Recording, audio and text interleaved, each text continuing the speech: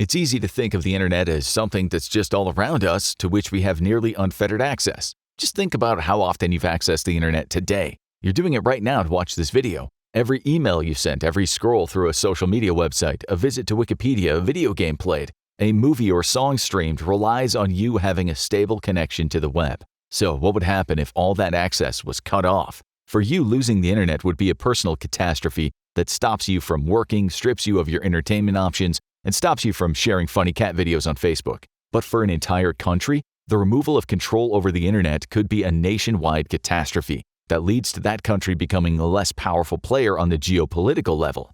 Enter the United States. It's identified the internet as one of the many weapons it's capable of wielding against expanding Chinese commercial and militaristic interests, and it's going to use that weapon to wage a silent war against Beijing to remove it from the internet for good. How? It all comes down to undersea cables. In the age of Wi-Fi, it can seem like the internet has achieved near omnipresence. Like oxygen, it's in the air all around us, just waiting for us to tap an icon on a phone to deliver a connection that links us to the entire world. But in reality, the internet is powered by physical cables running so deep under the sea that they're inaccessible to all but those who manufacture and lay those cables. These physical cables, Time magazine says there are over 400 of them running along the world's seabeds, creating a network of cables with a length of almost 750,000 miles if they were laid end to end. For context, that's only 115,000 miles less than the diameter of the Sun, the largest singular body in our solar system. Collectively, this expansive network handles more than 95% of global internet traffic, with one law professor at Cambridge University, Surabhi Ranganathan, referring to them as the out-of-sight arteries of globalization. That's an extremely apt description. Without these cables, the internet as we know it simply wouldn't be possible. It certainly wouldn't be the all-encompassing global entity we know it as today, an entity capable of supporting global communications and trade on a level that allows true cooperation between countries. The entire concept of laying such cables so deep below the surface of the sea may seem like a modern marvel of technology, but the truth is that concept has existed for nearly 2 centuries. In 1858, the first transatlantic cable was laid, connecting Ireland to Newfoundland in Canada and enabling telegraph communications between the two nations. Though that early cable was subject to faults, it started to degrade quickly and eventually fried when the voltage was turned up. A new type of cable began to be laid in 1865, setting the stage for the network that we have today. In 2023, each new cable laid can handle a staggering 200 terabits of data every second, with that data rocketing along fiber optic cables that are barely above the width of a single human hair. Each subsea cable contains anywhere between 4 and 12 of these fiber optic strands, and depending on the depth of the cable and the level of protection it needs, it may be no more than the width of your thumb. Even in areas where the cables need to be stronger, they rarely become wider than the width of an average wrist. It's remarkable to think that something so seemingly fragile could be responsible for the world having access to the internet. Assuming a cable is properly manufactured and laid, it can sit in situ for around 25 years. A gel coating around the fiber optics inside the cable keeps them safe, as does an inner copper tubing, which also carries electricity through the cable. Plastic, aluminum, and in many cases steel is wrapped around that cable to lend it even more protection against the harsh salt water that will wash over it day after day. Add to all of this the repeaters, which are placed 25 to 50 miles apart along the cables that amplify the signal as it travels, and you have a wondrous example of human ingenuity and endeavor. And like so many examples of human brilliance, these cables are now being weaponized. But how is that possible? To explain, allow us to provide an example. In February 2023, the United States-based company called Subcom landed a new deal to install a subsea cable project that would serve as an additional link between Asia and Europe. Running from Singapore to France, the project will cost $600 million to deliver, with the deal on the surface seeming to be a completely innocent example of a talented team of installers winning a major contract. Scratch below the surface and you start to see how America is using deals like these to wage a silent war against China. 3 years before Subcom won the contract to lay this cable, with its $600 million bid, HMN Technologies Company, or HMN Tech, was on the verge of getting it. It even got as far as being selected for the job, with a $500 million bid, about a third less than the bid entered by Subcom at the time, and even now $100 million less than the bid with which Subcom eventually won the contract. So why didn't HMN Tech manage to keep the contract it had won? In short, because it's a Chinese company. According to Reuters, HMN Tech was able to table such a low bid because it was being subsidized by Beijing. If it had won, the project would not only have been HMN Tech's largest to date, but it would have cemented the company as one of the world's fastest-growing subsea cable layers. In addition to its own growth, securing that project would have also led to great things for several Chinese telecom firms, all of which had an interest in investing in HMN Tech so they could use the new cable to expand their reach. The client for that cable was a consortium of global firms, each with an interest in getting the cable installed. China Telecom, China United Network Communications Group, and China Mobile Limited were all part of that consortium. But so too were Microsoft and Orange, a French telecom firm, along with several other smaller organizations. It seemed that the deal was done and that HMN Tech would be the one to focus on getting the cable laid in 2020 and beyond. But the deal never went through. Concerned about the possibility of China using the new cable to spy on the data transmitted through it, the U.S. government started a campaign to have that contract flipped over to Subcom. Through a combination of lobbying and offering incentives, some may uncharitably see that as bribery, to the consortium members making the decision on who would lay the cable, the United States was successful. According to Time, the U.S. made a concerted effort to get telecom firms on its side during the bidding process, with the media outlet even suggesting that threats of sanctions were made. Reuters digs deeper. It reports that the U.S. Trade and Development Agency, or USTDA, offered what it calls training grants to 5 of the telecom companies involved in the consortium. Those grants totaled $3.8 million and came with strings attached. You get the money if you choose Subcom for the cable contract. All 5 of the companies, Bharati Airtel, Telecom Egypt, Djibouti Telecom, Devehi Rajajaj Gulen, and Sri Lanka Telecom, accepted that offer. On the sanctions side of things, Washington also warned several members of the consortium of its intent to impose devastating sanctions on HMN Tech. And wouldn't you know it, those sanctions would be so severe that they would place each consortium member's investments into the project at risk. Much better to go with Subcom to make sure all those millions of dollars don't go to waste. This wasn't an empty threat either. In 2021, Reuters reported that Washington had added HMN Tech to a list of companies on which it would impose sanctions, arguing the Chinese firm operated with the intention of acquiring American technology to help them with modernization efforts of China's army. Combined, these sweeteners and sanctions were a fairly brazen plot by the U.S., but it's a plot that worked, and Subcom won the contract. HMN Tech was left out to dry, and the United States had won yet another victory in the undersea cable race. We say yet another because this is far from the first time the U.S. has used its political powers to guarantee that a Chinese-owned company fails to win a contract for the installation of one of these cables. The Department of Justice even has a dedicated team, the Committee for the Assessment of Foreign Participation in the United States Telecommunication Services sector, to handle the job. Colloquially known as Team Telecom, this group seems to exist for the sole purpose of interfering with Chinese companies to prevent them from winning bids to lay the arteries through which the blood of the internet flows. The results of the team's work? Well, according to writers, America has managed to disrupt at least 6 cable deals, all involving HMN Tech, to prevent the Chinese company from winning the deals. That disruption has tended to focus on cables that would have connected the United States to Chinese-owned territories, with all leading to either rerouting or abandonment of the projects. The question now is simple: why? The United States clearly stands to gain from its silent war on China's ability to lay undersea internet cables. But why is it going so far as to openly threaten sanctions on the Chinese companies that could build those cables? There are several reasons. The first is espionage. The United States has good reason to suspect China of wanting to tap into the data being transmitted by these massive cables, because it has a history of doing the exact same thing itself.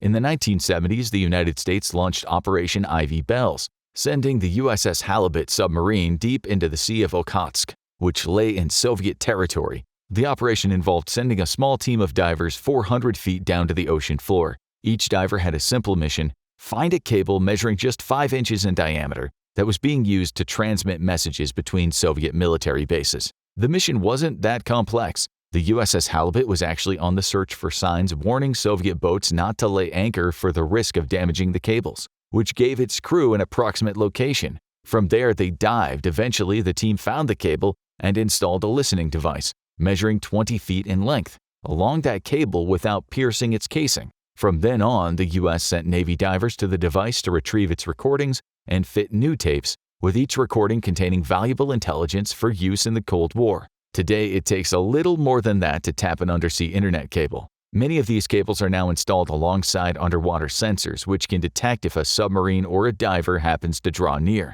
But that doesn't prevent countries from trying. In 2015, the United States claimed that its sensors had detected several Russian submarines traveling a little too close for comfort to some of its communications cables, with those same sensors also detecting spy ships that may have contained special underwater vehicles designed to damage cables. There are also reports, though not confirmed by the United States military, that the USS Jimmy Carter sub has some sort of advanced cable tapping technology. And of course, it hasn't escaped America's notice that China has spent several years developing a stronger fleet of submarines, possibly with the intention of sabotaging or tapping its undersea cables. In truth, tapping or damaging an undersea cable is a difficult, though not impossible endeavor today, thanks to a combination of underwater sensors and encryption technology, but neither would be a concern for China if it happened to own the cable or could influence the company behind the cable to the point where it could receive sensitive data from it. That's what the United States worries about.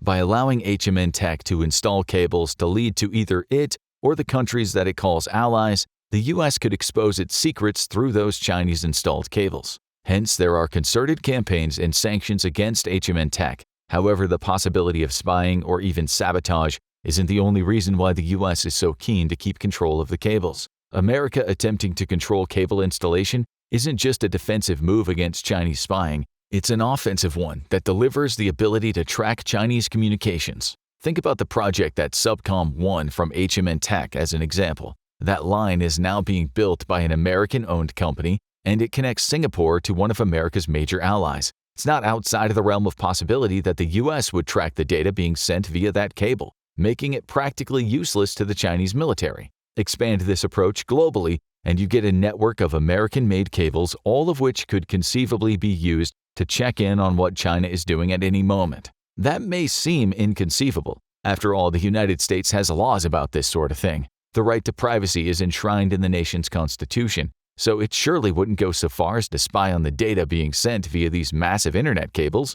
Doing so would mean sifting through the data being transmitted by millions of American citizens too. That's true, but it's not like the U.S. doesn't offer some precedent in this regard either. The National Security Agency, or NSA, scandal of the 2010s involved the United States building a vast database of American telephone records. It actively spied on its own citizens, ostensibly to rout the terror out, but in doing so, completely subverted the right to privacy that every American is supposed to have. So who's to say it wouldn't do the same thing again on an even greater scale? After all, the three largest subsea cable installers are Subcom, owned by an American company, along with France's Alcatel Submarine Networks and Japan's NEC Corporation. France and Japan are American allies, with the latter also having deep-rooted security concerns related to China. Maybe ensuring that this trio continues to dominate provides the United States with the option of tapping into web communications should it need to in order to thwart Chinese ambitions.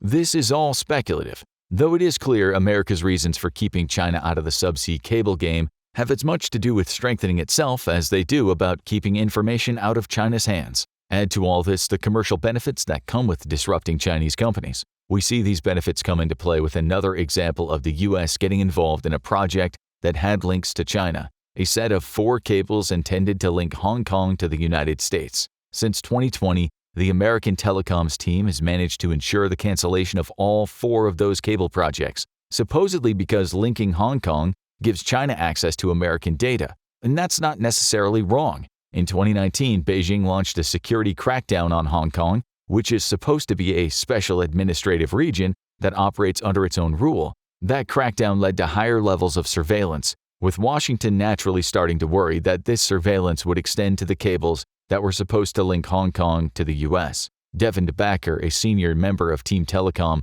said as much when he said the cancellation stemmed from the way that China has eroded Hong Kong's autonomy, essentially giving it an all-access path to American data should the project be completed. By canceling the project, Team Telecom left several of its backers, including Meta, Amazon, and Google, furious. Google and Meta even teamed up to argue to the Federal Communications Commission, or the FCC, that the argument that China might intercept data transmitted via the cables was unsupportive and speculative. Their argument did not work.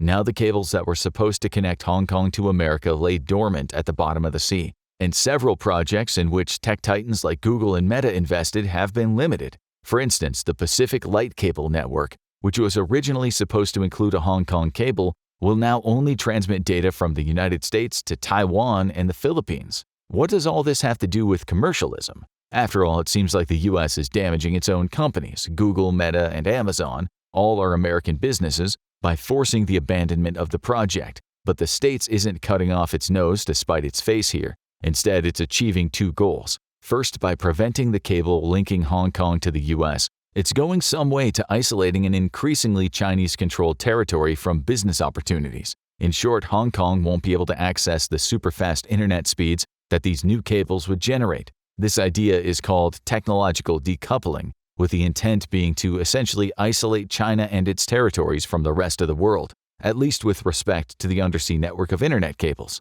Given that Hong Kong has such a powerful financial infrastructure, the cancellation of this project severs what could have been a crucial business link. Second, U.S. interference in this and other deep-sea cable projects is clearly having an impact on HMN Tech. Reuters says that the company had supplied 18% of cables that are intended to come online in the 4 years between 2018 and 2022. Now it's set to be responsible for just 7% of the cables that are currently in development around the globe, meaning the company has likely missed out on hundreds of millions, if not billions of dollars. It lost $600 million to Subcom alone. It'll lose much more, meaning less money being pumped into China. That can only mean good things for the US as China continues to use its financial muscle to build its military and strengthen its grip on global commercial operations. So what we're seeing here is war. It's just not war as we know it. Rather, it's a strange type of proxy war over technology that could play a huge role in determining whether the US or China achieves military and commercial dominance in the coming years. And make no mistake about it, this is a war that the US is taking very seriously. In addition to all the tactics we've discussed so far in this video, the US Congress passed the Undersea Cable Control Act of 2023. The language used to refer to that bill is telling. In the press release relating to the bill published on U.S. Representative Brian Mast's website, it's referred to as bipartisan legislation to protect American superiority in undersea cable capabilities from China's economic and military reach. Mast even says that he believes that the U.S. has been caught flat-footed in countering Chinese influence, citing spy balloons and TikTok as an example of how America needs to up its game. It's certainly doing that. With the telecoms team and official legislation recognizing its efforts to dominate the undersea cable industry, the U.S. is taking a previously silent war public. It's announcing to the world, especially China, that it intends to control access to the internet because that control will prove vital in the future geopolitics of the world that relies increasingly on technology. Of course, China isn't taking all of this lying down. Rather than focusing on the cables it can't control, i.e. any that have a connection to the United States, it's instead turning its attention toward home territory. For instance, an April 2023 Reuters report says that several state-owned telecom firms are working together on a $500 million project that'll see cables being laid to connect several countries in Asia, Europe, and the Middle East. The network would be one of the most advanced in the world, and crucially, it appears that no non-Chinese companies are involved. That cable would link Chinese Hainan province to Hong Kong before splitting into several subcables that stretch to Pakistan, Saudi Arabia, Singapore, France, and Egypt. HMN Tech will be responsible for the construction. It's one of several that represent China's emerging approach to undersea cable wars. If the U.S. doesn't cooperate, we'll just focus on territory that it can't influence. Interestingly, China may even be able to roll these projects into its Belt and Road Initiative, or BRI, which is an extensive infrastructure program through which it lends developing nations money to build new facilities. Perhaps Chinese cables will become a new arm of that program, giving China the opportunity to build ties to countries through superior internet that could serve it well in the future conflicts with the U.S. The Great Firewall of China is another strategy that Beijing has been using for several years to overcome U.S. interference. Focused primarily on censorship, the strategy is all about preventing Chinese citizens from accessing websites that would provide them with information Beijing doesn't want them to see. A BBC report from 2019 provides an example from Hyunjin Seo, an associate professor in journalism from the University of Kansas. During a July 2018 visit to Beijing, Professor Seo brought up the bombing of an American embassy in Beijing. None of her Chinese friends knew about it, and that's because the news hadn't been allowed to reach their feeds. The firewall is one symptom of China's plan to essentially operate its own version of the internet, one that's for Chinese eyes only and can be used as a propaganda tool rather than a platform through which people can find information from all over the world. Combine that censorship approach with China choosing to build subsea cables with which the US can't interfere, and you get a form of digital isolation that China may impose on other nations as a condition of receiving their technology. Then there's Taiwan. For any who believe that China wouldn't commit or isn't capable of committing the subterfuge that the United States fears, you only need to listen to what's suspected to have been done in Taiwan in early 2023. During March that year, many of the residents of Matsu, a small Taiwanese island that sits close to China, were left without internet. Something had happened to the pair of submarine-installed internet cables that ensure the island's 14,000 residents can connect to the web. Taiwan's National Communications Commission, NCC, had only one suspect: China. The NCC claimed that a pair of Chinese ships were responsible for cutting the cables that supply Matsu. The first was a small fishing vessel, which is suspected to have sailed 31 miles out to sea before doing something to damage one of the cables. On February 8th, the Chinese cargo ship apparently finished the job by severing the second cable. Granted, Taiwan didn't go so far as to make a direct accusation against China, giving itself enough leeway in its statements to allow people to assume the cutting may have been an accident. But in reality, Taiwan is preparing for Beijing to cut off access to its internet as one of the opening salvos in an invasion. In today's world, you could easily argue that having access to the internet is as vital as having access to electricity, heating, even clean water. It's for that very reason that any war between the United States and China will be fought as much below the sea as above, with both nations' navies attacking the web's deep-sea circulatory system to gain an edge. The US is preparing for that eventuality by trying to gain as much ownership over these cables as possible. China is fighting back by building its own networks outside America's grasp, while showing that it is capable of waging this secret war. Perhaps the ultimate victor will be the country that shows itself most capable of winning a fight that the vast majority don't even realize is happening. The final question is one that we pose to you. Who do you think will win the secret war that's happening deep under the ocean waves? Let us know your thoughts below. October 2022. News is echoing around the internet, sending shockwaves throughout the world. The White House has just hit China with something no one expected. American workers in Beijing and Shanghai are packing their bags and coming home. They never imagined this. The trade war, not so fierce up until now, has become a veritable Stalingrad. It's the Soma of international relations skullduggery. It's being called an annihilation. China is down on its knees, or it looks that way. What's going on? We don't doubt that you're well aware of China's meteoric economic rise. This is a country that just a few decades ago under communist leader Mao Zedong experienced widespread famine and mass death. The Great Leap Forward was a big stumble backward, and the Cultural Revolution was a cultural contamination straight from a tyrant's mind. Millions upon millions of Chinese people were thrust into abject poverty. Tens of millions of people died as a result.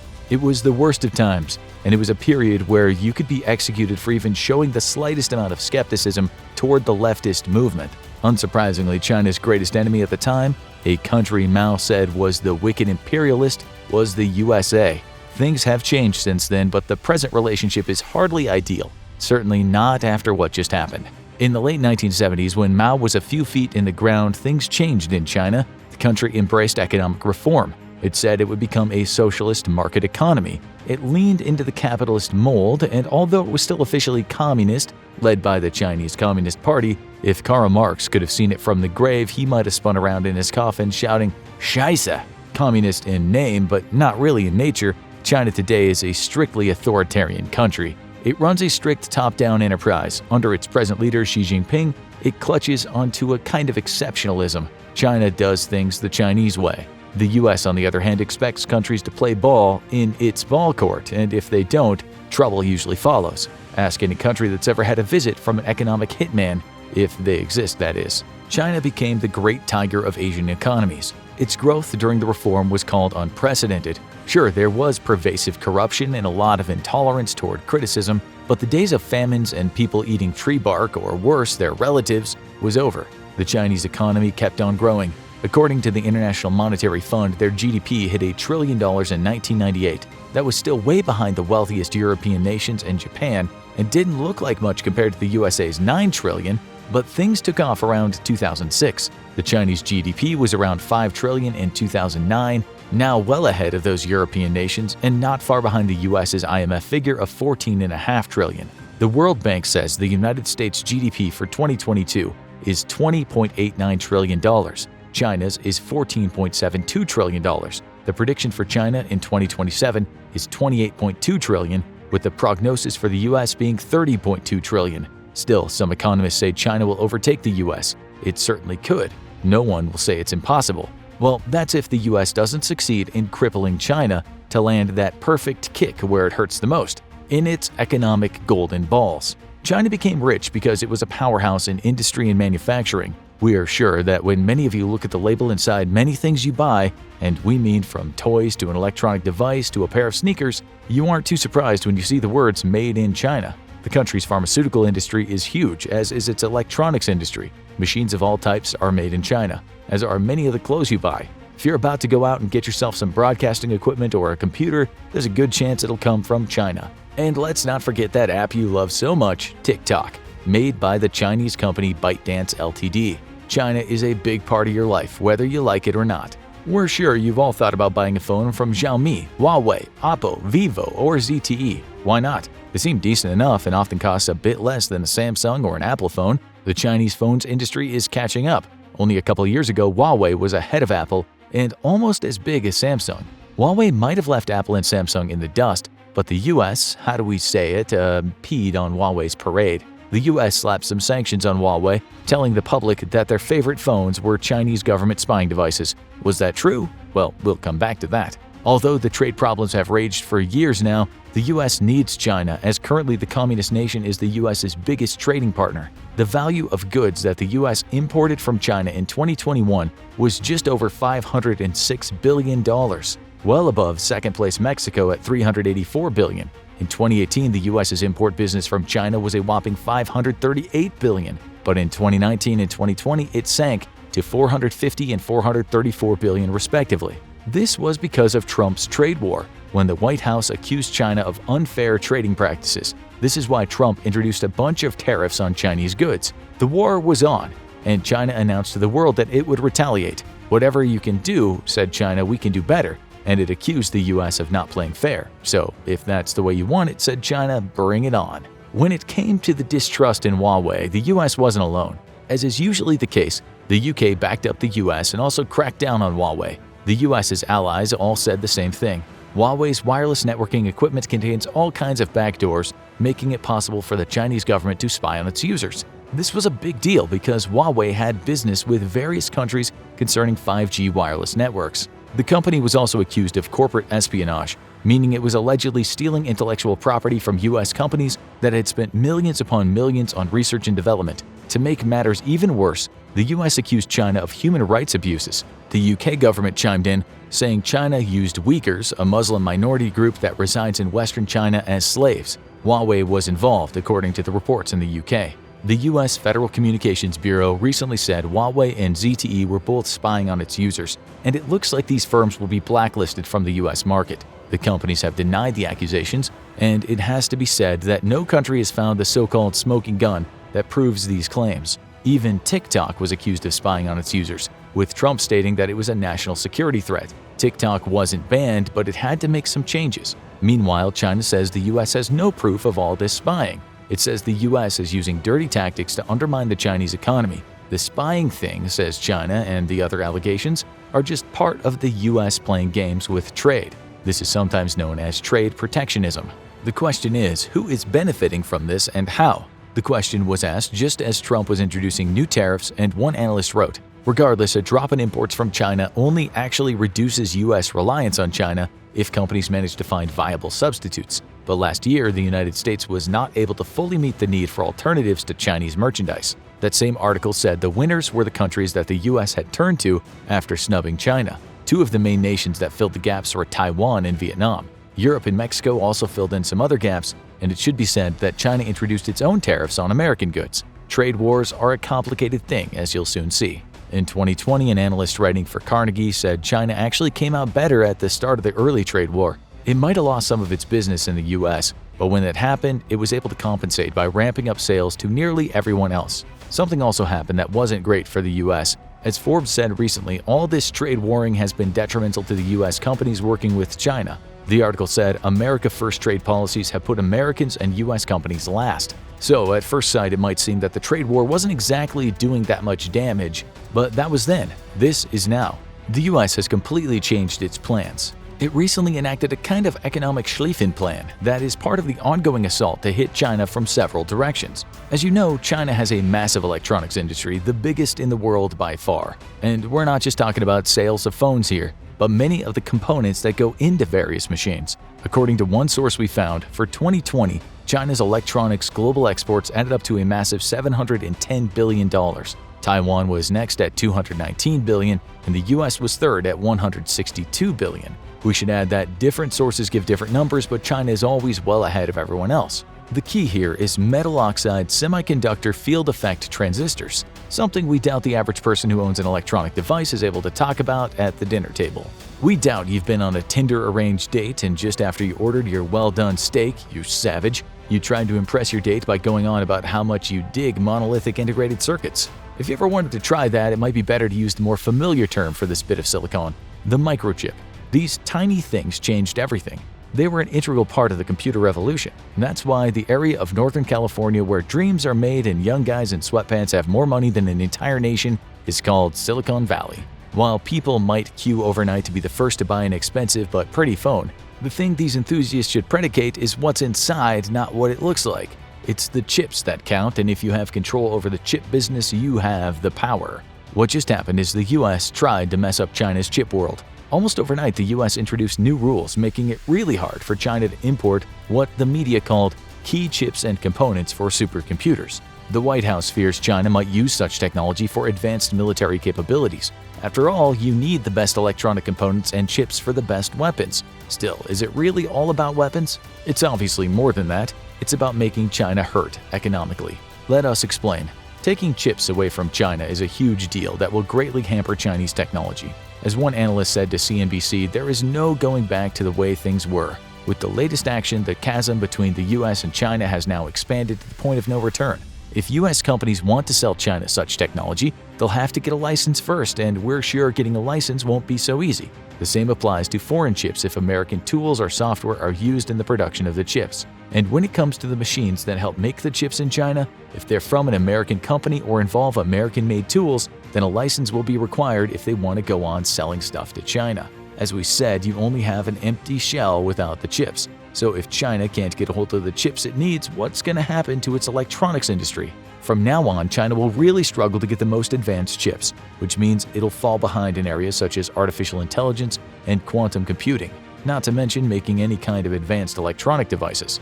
The US has its own chip giant, Intel, but it is now way behind other countries' manufacturing. Taiwan and South Korea are the giants here, so you might wonder, why is this pseudo-embargo a problem for China? After all, they could just ignore the tech coming out of the US and focus on only those two countries. Well, we just told you what the problem was with that.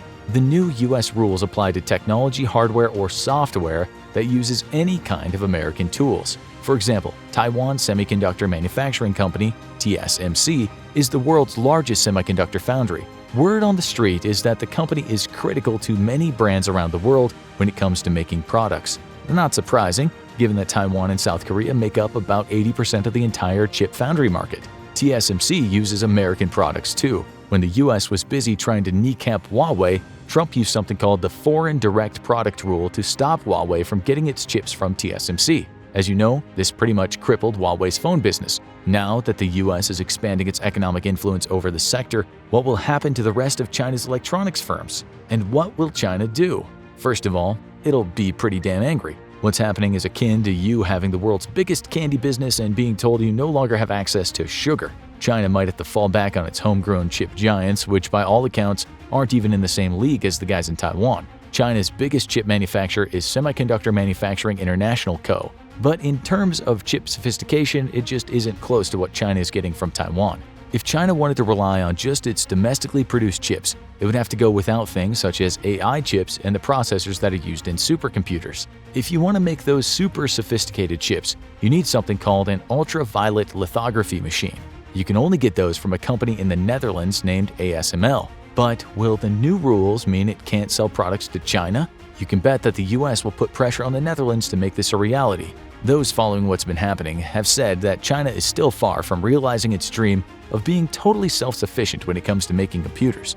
Nonetheless, the Biden administration created these new rules because it's likely worried China was getting too far ahead. The trade war wasn't working, breaking legs wasn't good enough. Now the US has slashed the tires on China's wheelchair. For China to be fully self-sufficient, it needs the brains to create such high-end chip technologies. We already know that China has the industrial capabilities to outproduce just about everyone else, but brain power is king here. If China can find that power, no economic weapon the US throws at China will work. This is why people are now saying that China will have to reinvent the wheel. This might be easier if China somehow gets a spy or two to get hold of the blueprints the engineers use to make the chips, but that's a big ask. There are tons of highly skilled American engineers working in China right now. Maybe some of those guys can help. The answer is they probably won't be able to. The new rules say that any US national will also need a license if they want to work on developing or producing chips in China. Basically, the US has just told quite a lot of folks, hey, it's time to come home. Keep doing what you're doing and you'll lose your citizenship. This is what one analyst said. To put it simply, Biden has forced all Americans working in China to pick between quitting their jobs and losing American citizenship. Every American executive and engineer working in China's semiconductor manufacturing industry resigned yesterday, paralyzing Chinese manufacturing overnight. According to the Financial Times, several U.S. companies in China have already started complying with the rules. That Dutch company we just mentioned, ASML, just said in a letter, ASML U.S. employees, including U.S. citizens, green card holders, and foreign nationals who live in the U.S., are prohibited from providing certain services to advanced fabrication plants in China. Effective at midnight tonight, ASML U.S. employees must refrain either directly or indirectly from servicing, shipping, or providing support to any customers in China until further notice. For sure, many people are looking at this and saying, USA, you just messed up the world's chip industry. You've not just made life hard for China, but as we speak, non-Chinese companies are wondering what the hell they'll do. The US might say no one ever said a trade war was pleasant. It doesn't seem to mind China smarting about this. Chinese Foreign Affairs Ministry spokeswoman Mao Ning said the U.S. was abusing export control measures to wantonly block and hobble Chinese enterprises. No poop. She added, such practice runs counter to the principle of fair competition and international trade rules. It will not only harm Chinese companies' legitimate rights and interests, but also hurt the interests of U.S. companies. Still, despite many people saying the Chinese have been decapitated in terms of chips, some say it'll use its power and probably a lot of hard cash to recruit Taiwanese and Korean semiconductor engineers. There can be a little doubt that as you watch this, the US is busy putting a heavy arm on those countries, telling them it has an offer they can't refuse. I'm going to make them an offer they can't refuse. This will go something like, don't send your engineers to China. If you do, expect there to be consequences you won't like. China will need this expertise just as much as it'll need equipment, and how hard it is to get those two things remains to be seen. One thing that is certain is that the US has dropped one great big bombshell. Then again, one of the reasons the Schlieffen Plan failed was that Germany underestimated its enemies. If it does fail, the US might come out looking like a villain. After all, as one writer said, the goal is not to benefit American companies but to hurt Chinese ones. There will be a lot of losers in this technological Cold War, and in the future some might blame the US for acting like a bully on the world stage. It wouldn't be the first time. This might not happen though. We still don't know what the full ramifications will be. But as the old saying goes, you have to break some eggs to make an omelet. Obviously, the folks at the White House that came up with these rules did so because through analyses they believe the outcome will be good for the US. Perhaps only big business US, or perhaps much of the public too. We wish we could tell you how it'll work out, but the Infographics Show's crystal ball has run out of batteries. We just got our intern to order some more and she said she found a great deal on Alibaba. It's apparently much cheaper than Amazon. Go intern!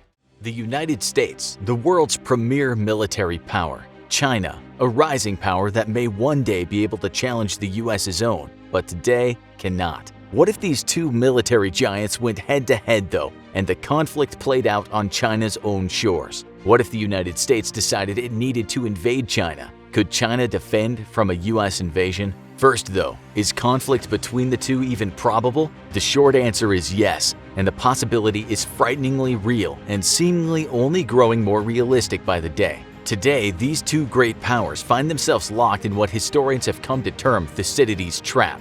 Thucydides was an ancient Greek historian who commented on the rise of Athens and the fall of Sparta. For a long time, Sparta was the reigning power of the Greek world, until the city-state of Athens began to rival it in terms of economy, wealth, and military power.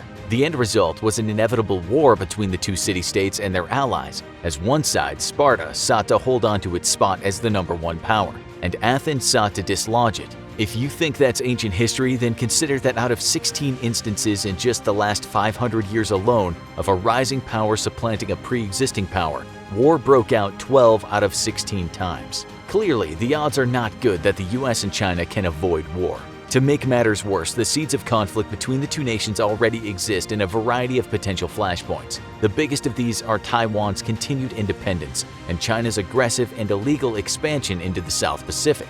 Eventually, most likely due to the matter of Taiwan, a conflict between the US and China is likely, especially if China wants to prove it really is a great power. As long as the US Navy reigns supreme in the South Pacific, China cannot claim to be a great power and cannot influence its neighbors the way it wishes to.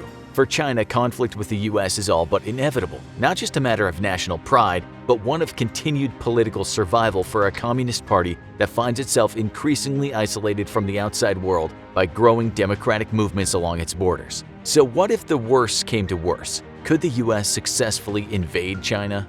The US's greatest asset is the presence of its forces all around the world thanks to defense agreements with partners and allies. This is a mutually beneficial agreement as it provides a boost to the hosting nation's economy and ensures its continued defense in the case of a war. For the US, though, it has the added benefit of allowing it to stage forces all around the world and quickly react to a conflict. American forces, with their wide network of military installations and partnerships with nations all over the globe, allow them a degree of flexibility and mobility that no other nation can even come close to matching. In a war against China, the US would rely on its Pacific bases to prosecute the conflict. Spurred on by China's growing aggressiveness against its neighbors in the South Pacific, President Obama launched a strategy of encirclement, much like that employed so successfully against the Soviet Union during the Cold War. Today, this means that US forces are deployed or can deploy from bases in Japan, the Philippines, Guam, South Korea, Singapore, Australia, and even Thailand. Plotted on a map, this clearly shows how American military power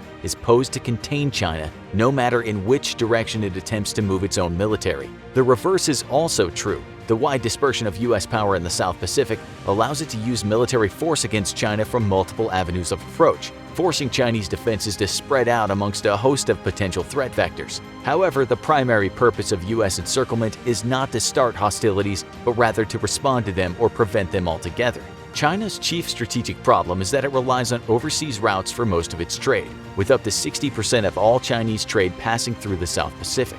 Current US force predisposition has the foot in the US military poised straight on the jugular of Chinese trade, and it would not take much pressure to shut that trade off and send China into an economic collapse. In case of war, this is exactly what would happen. US forces would immediately begin a naval and air blockade of all Chinese trade, boxing in the Chinese Navy all the way from the Malacca Straits to the Sea of Japan. While the Chinese Navy now for the first time in history outnumbers the US's own Navy, it largely lacks a capability to operate far from its own shores and is best suited for coastal defense. This would make it impossible for China to send a naval expeditionary force to the Malacca Straits and secure them for its trade ships. Then there's the added complication of US allies and partners in the area who would indubitably join the US side in the conflict. Chinese ships trying to leave their territorial waters would find themselves threatened on all sides, on top of having to deal with the formidable American Pacific Fleet. At the same time that the US ships are blocking off Chinese trade, though, the People's Liberation Army rocket force would saturate US bases in Guam,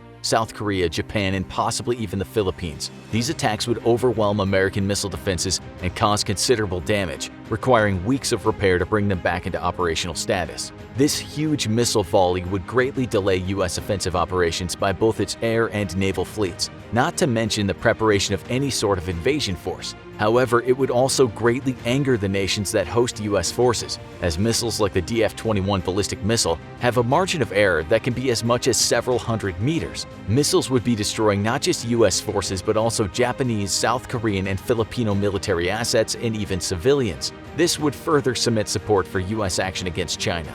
The Chinese missile stockpile numbers in the thousands, but it is ultimately finite. and military facilities can always be repaired faster than missile stockpile can be replenished. Not to mention that long before a second volley can be fired, U.S. forces would have moved to heavily damage China's command and control assets. In the opening of the war, American stealth bombers would strike at Chinese long-range surveillance radar, command and control nodes, and precision military systems deep inside the country.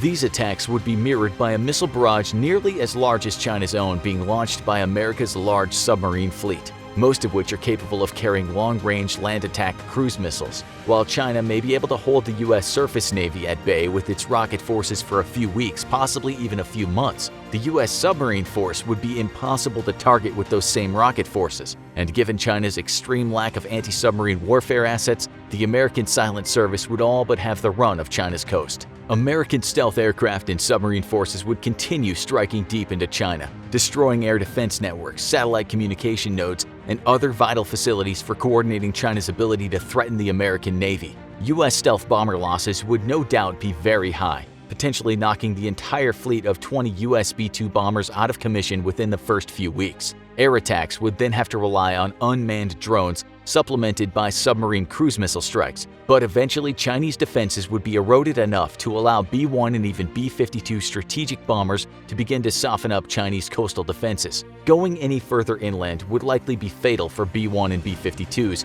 even at this stage of the war, with the Chinese Air Force suppressed but very much still capable. Escorting those non-stealthy bombers, however, would be American F-22 Raptors and F-35s, which would operate from repaired facilities in Japan and South Korea. While the U.S. would suffer losses to both its F-22 and F-35 fleets, the loss ratio would be extremely favorable. After a few weeks of air operations, enough of China's air defenses and most of its formidable fighter aircraft would have been thinned out to allow non-stealthy U.S. Air Force F-15s and Navy F-18s to join the fight, considerably boosting the presence of American combat aircraft. American air forces are not just more capable than China's, but considerably larger as well, with 13,264 total aircraft versus China's 3,210. Of those aircraft, the U.S. operates nearly double as many combat aircraft as China, at 2,085 versus 1,232. To make matters worse for China, U.S. aircraft are overwhelmingly more modern and capable, and its pilots more experienced. China may have the home field advantage, but the U.S. would dominate the air and sea war within a few months, putting a stranglehold on China economically. In the real world, this is the limit of the U.S.'s plans for a war with China: destroy its Navy and Air Force and strangle it economically into submission. In today's scenario, though, we're taking this a step further. Preparation for an invasion of China would take many months and require the mustering of most of the U.S.'s amphibious forces. If the U.S. wanted to gather an invasion force and maintain its global commitments as they stand today, it would need to institute a national draft, which could potentially see it add up to 145 million additional personnel to its military. However, China's 1.3 billion strong population could muster up a defensive force of 753 million. Though with its much smaller military budget, a floundering economy due to the U.S.'s stranglehold on its trade, and damage on its infrastructure caused by American air and naval attacks, China would only realistically be able to train up and equip a small percentage of this number. Likewise, the U.S. would only be able to equip a small percentage of its own reservists, leaving the numbers advantage firmly in Chinese hands. The U.S. has always had the capability to move forces around in large numbers relatively fast, but in recent years it's greatly increased its expeditionary capabilities, adding a number of mobile landing platforms, afloat forward staging bases, and amphibious assault ships. Today, the U.S. maintains 3 Marine Expeditionary Forces, its primary force dedicated to kicking down the door on hostile beaches all over the world. Each force can bring to an enemy's shore between 20,000 and 90,000 Marines and sailors. These would quickly be supplemented by U.S. Army Expeditionary Forces, though they would require longer to assemble, prepare, and transport to a hostile Chinese beach. Initially, the American Marines would be forced to hold the beach alone, though they would not be able to land in their full numbers all at the same time. Not wishing to spread themselves too thin, and with U.S. air and naval power only capable of carving out a very small slice of safety on hostile Chinese beaches, U.S. forces may at best approach the numbers of the amphibious assault in Normandy, averaging between 15,000 and 20,000 personnel per day. This would require a full 3.5 days for an entire Marine Expeditionary Force to make the beach. This would leave 20,000 Marines with the unenviable task of holding a narrow strip of beach against a People's Liberation Army of around 975,000, not counting reservists and conscripts. Even with air superiority achieved, U.S. and Allied aircraft could not hope to hold at bay the vast number of Chinese ground troops, and it's likely that even before the first Marine Expeditionary Force could completely offload onto the beach, the Marines holding them would have been thrown back out into the ocean. Sheer numbers alone make an invasion of the Chinese mainland completely impossible for even the technologically superior U.S., and it would require the unloading of an entire Marine Expeditionary Force in one single landing to secure a foothold against the vast numbers of the Chinese People's Liberation Army. This is precisely why the United States has no plans of invading China, and instead plans on simply destroying the Chinese Navy and Air Force while blockading it economically in the case of war.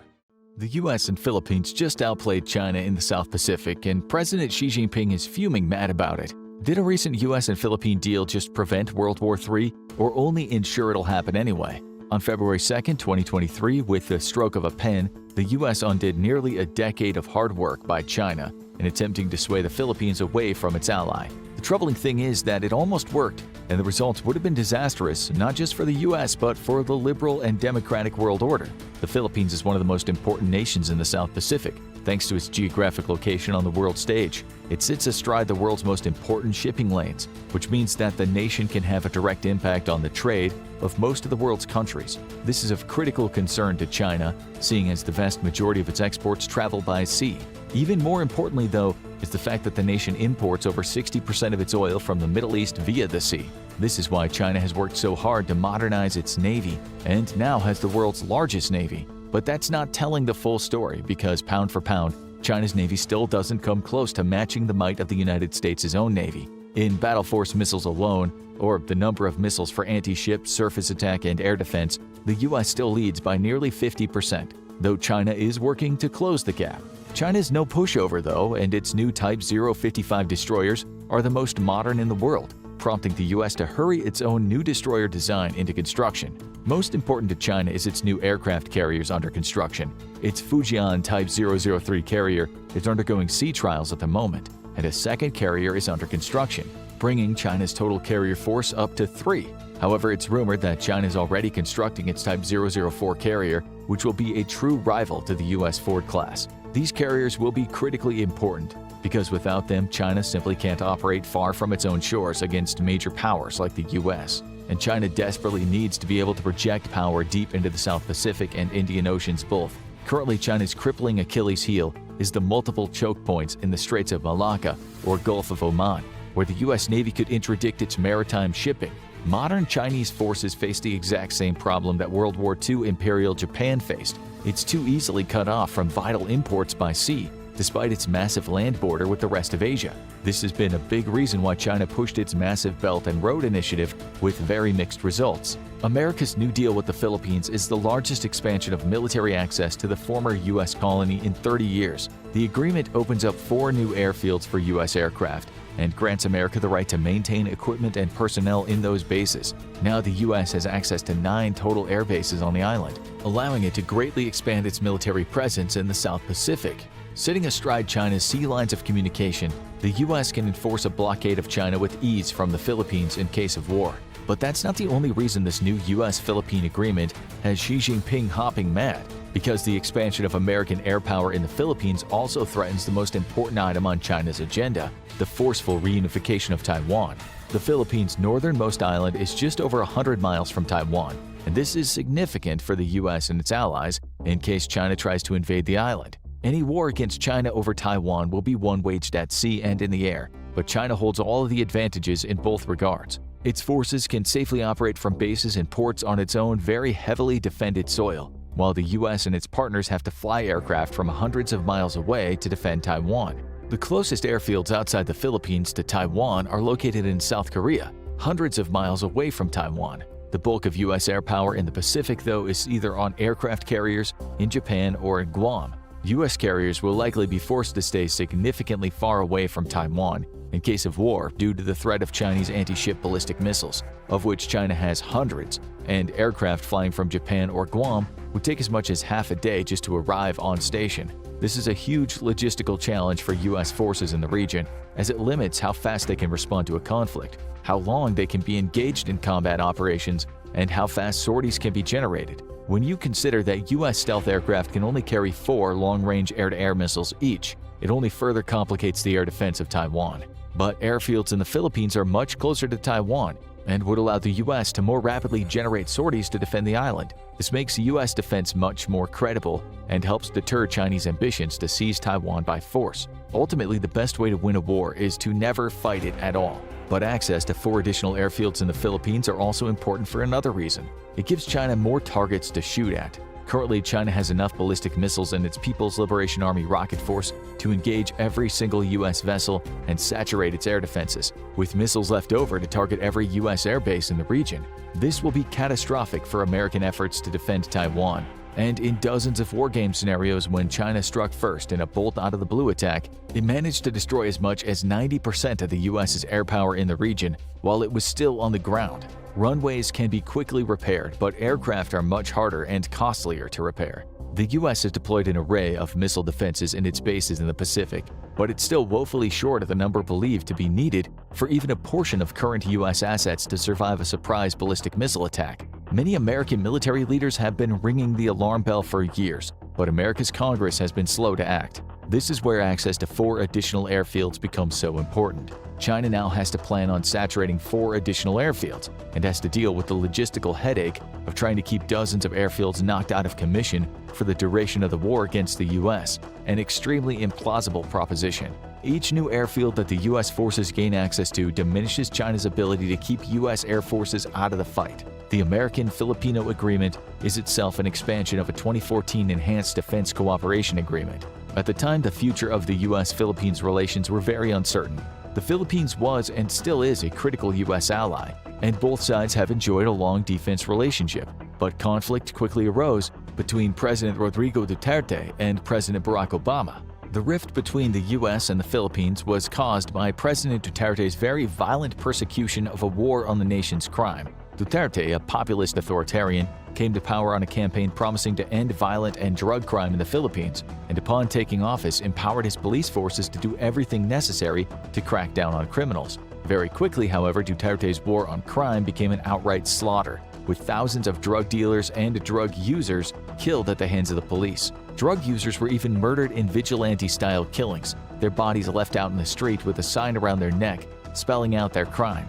When President Obama called out Duterte on the violent abuses of his war against crime, Duterte responded by calling the American president a son of a bitch and telling him he could go to hell. Duterte threatened to break up the security partnership between the Philippines and the U.S., saying that he would seek out new relationships with Russia and China. For President Xi Jinping, this was Christmas in July, and his diplomats immediately leapt at the opportunity to turn the Philippines from a potential adversary into an ally. However, the relationship between the two allies remained strong through Duterte's troubling presidency, and the new president Bongbong Marcos was quickly to repair the U.S.-Filipino rift. The defense agreement between the two countries is not without risk to the Philippines, as it places them even further under the crosshairs of long-range Chinese ballistic missile attack. But it comes with serious benefits as well. For starters, there's no better guarantee of national security than having U.S. troops stationed alongside your own troops. Second, though, is the influx of U.S. spending in the areas where the U.S. forces will now be based. On top of ongoing cash flow from off-duty airmen and soldiers,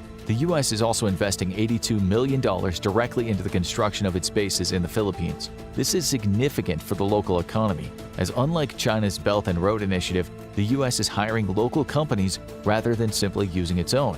Further, the U.S. has agreed to give $100 million in military aid to the Filipino military. China's military expansion into the South China Sea is also a great incentive for the Philippines to seek expanded U.S. presence on their islands. Famously, China and the Philippines have been clashing over small islands and reefs in waters recognized internationally as belonging to the Philippines. In 1995, China built a small structure on Mischief Reef, well inside the Philippines' territorial waters. It promised it was only a shelter for fishermen. However, in the typical Chinese strategy of taking an inch a year, today the island is home to an entire Chinese military base, including air defense missile batteries and Sea Whiz gun emplacements.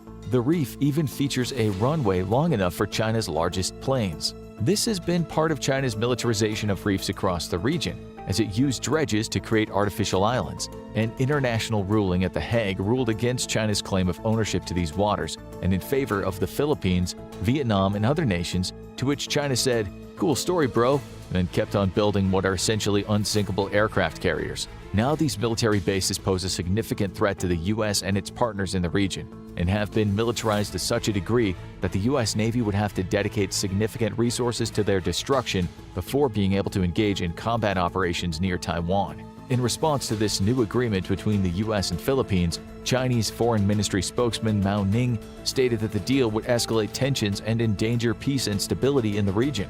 In an attempt to counter the deal, China spent considerable effort swaying the Filipino public against the U.S., and the announcement was not greeted without criticism.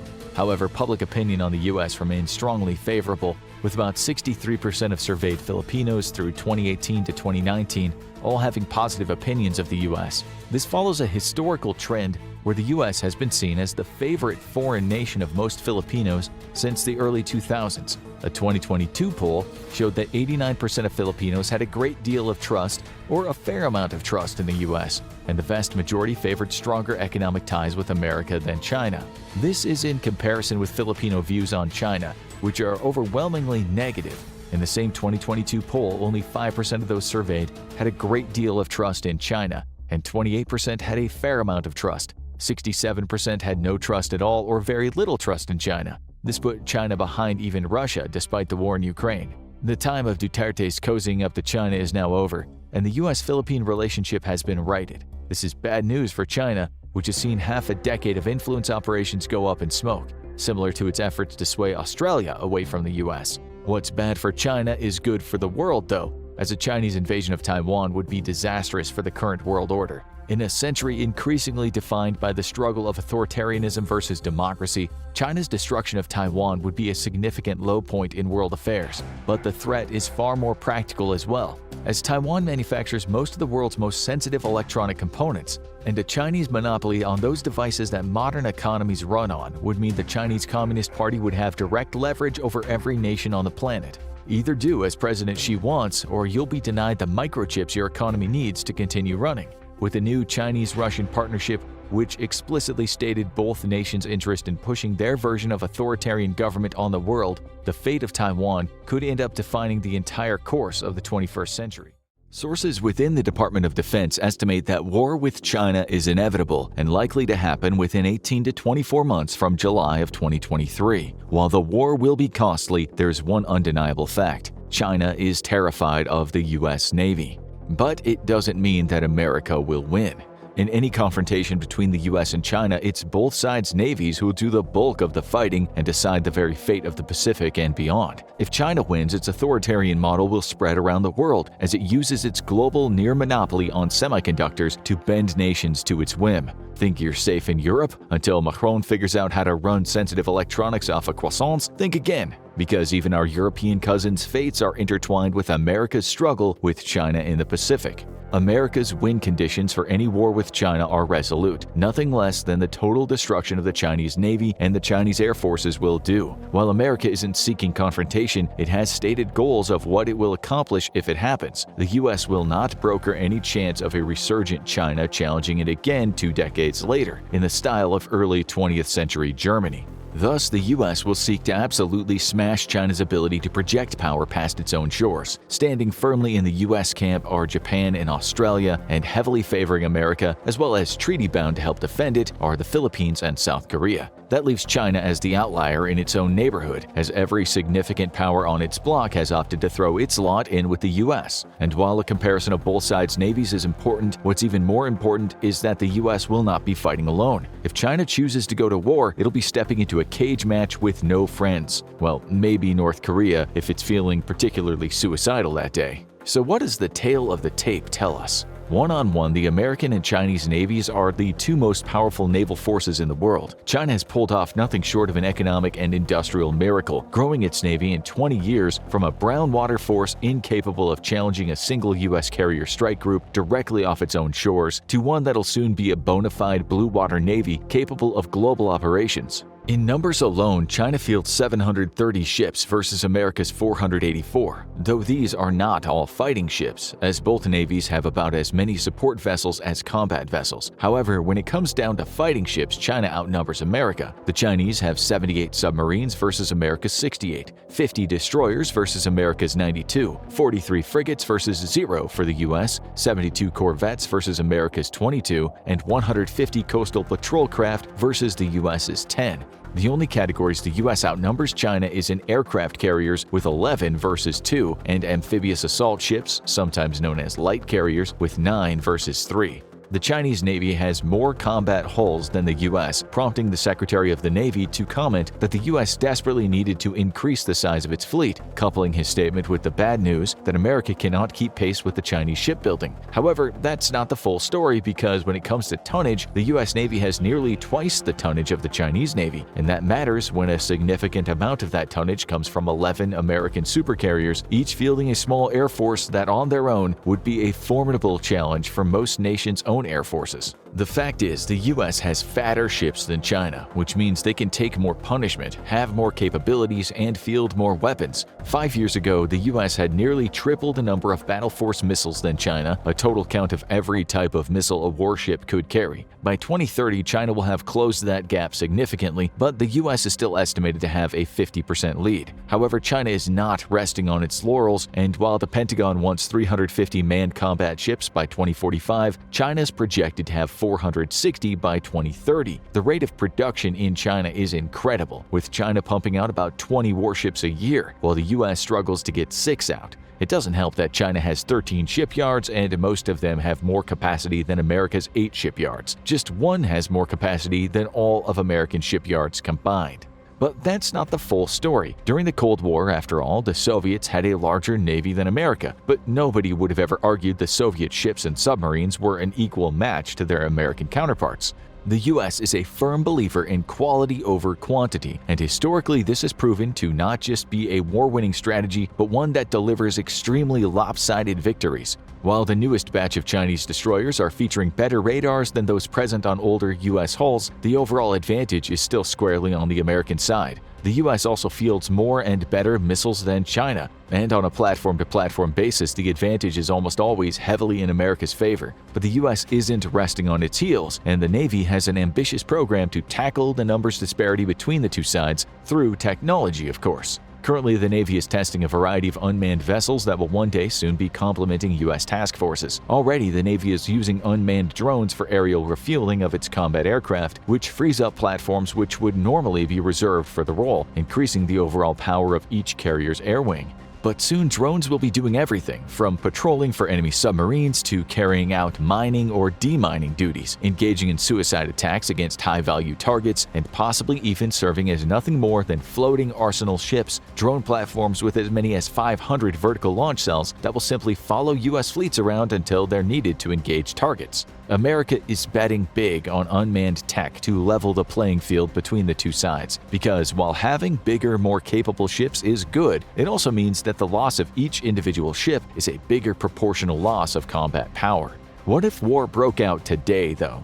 The regular and naval air forces of both sides would play heavily in any conflict in the South Pacific, and while China has made great strides, U.S. air forces still leave it in the dust. In 1996, most of the Chinese Air Force was made up of hopelessly obsolete second-generation aircraft, either direct purchases from the Soviet Union or copies produced under license or simply reverse-engineered and stolen by Chinese engineers. Today, over half of China's air forces are made up of fourth-generation platforms, with a growing fleet of fifth-generation J-20s, of which China is estimated to have around 200. To be fair, the J-20 is widely considered to be more of a 4.5 than a true fifth-generation design, as there are multiple features such as canards that are decidedly unstealthy. Much like the Russians, the Chinese have also found it difficult to master the production techniques required for the incredibly tight tolerances necessary for fifth-generation airframes, evidenced by visible seams in the aircraft's body panels, which would increase its visibility versus radar. Materials technology also lags behind the US and the West overall, as does the development of advanced avionics and other sensors. Lastly, the J-20 has underpowered engines, as China has struggled to develop native engines that can match the performance of American engines. And it's not just sheer power, it's efficiency and reliability. One American F-16 pilot remarked how when speaking with Chinese pilots, they expressed shock and surprise when he informed them of his flight around the world in his F-16. Chinese engines are notoriously unreliable, and it's estimated that the Chinese would only get a few hours of combat time out of each engine before needing serious maintenance. As it stands, Chinese jet engine reliability is about 1/4 of American or European jet engines, a significant problem. Underpowered engines have also hamstrung the development of a true carrier fighter, with China's J-15 Flying Shark incapable of lifting the type of loads an American F-18 would, limiting either combat range or armament. China's engine problem stems from its history of imitating rather than innovating. Its most advanced engine, the WS-15, began development in the late 1990s and took flight in 2022 with a J-20. However, the engine has shown significant reliability problems as China copes with the power requirements of modern fighters. And that's a problem China is trying to correct by building relationships with foreign manufacturers and universities as it attempts to improve its human capital by sending students and trainees abroad. The United States has recognized this tactic and worked to limit the access Chinese students have to its aerospace industry and educational programs. Manufacturing is also a significant problem for China, as the world's most advanced machine tools are all foreign-made. China can source components for its engines on its own, but it relies on Western, Japanese, or Korean machines for manufacturing. Chinese aerospace firms are forced to import machine tools from German, Japanese, Italian, and South Korean firms, and this poses a critical risk to China. When Russia couldn't match the West's 5- and 7-axis machine tooling capabilities in the early 1990s and early 2000s, demand for its defense products shrank considerably. These high-precision machine tools are critical for the development of advanced aircraft structures, compressor blades, and inertial navigation systems. China is also struggling to figure out how to optimize its manufacturing process and has been attempting to steal secrets from the West for years. In 2018, Chinese-American Zhao Qingjiang was convicted by the Department of Justice for stealing trade secrets regarding turbine sealing. Chinese intelligence officer Xu Yangzheng was discovered to be targeting experts from Western aerospace companies and plying them for sensitive manufacturing data and attempting to get them to speak to their Chinese counterparts to improve Chinese efficiency.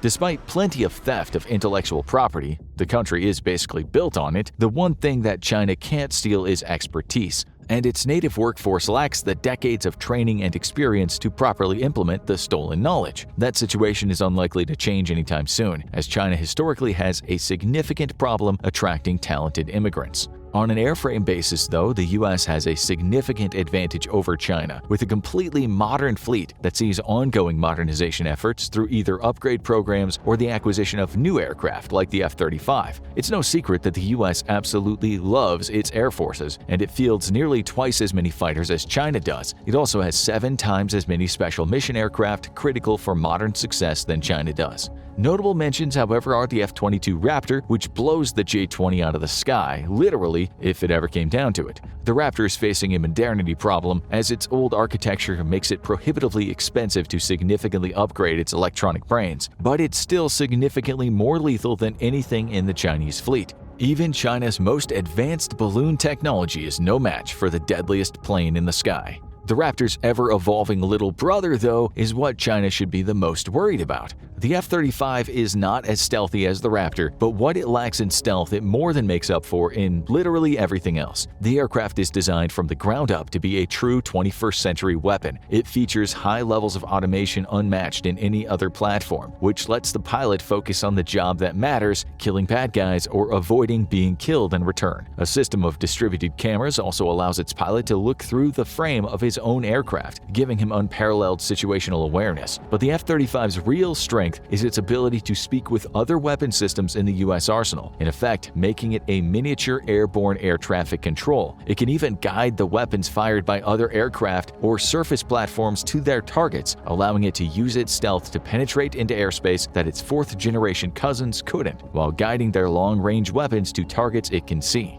But the US isn't done there, because even before the F-35 fully replaces that F-18 fleet, the US Navy is already designing its next-generation naval fighter. This 6th-generation aircraft is pure speculation at the moment, though the Air Force has confirmed that its own version has already been flying for about 2 years. What we do know is that the Navy wants to have a much greater range than either the F-18 or F-35, a greater payload capacity, and it needs to come with the capability of flying alongside drone wing wingmen. With Chinese anti-ship missiles an ever greater concern for the U.S. Navy, future fighters will need to operate from carriers based further from hostile shores, necessitating a greater fuel capacity. Drone wingmen, meanwhile, will enable various capabilities on attribute platforms, which right now would need to be undertaken by expensive manned aircraft. Drones, for example, could use their own onboard radars for situational awareness, while allowing their manned mothership to keep hers powered down and retain her stealth.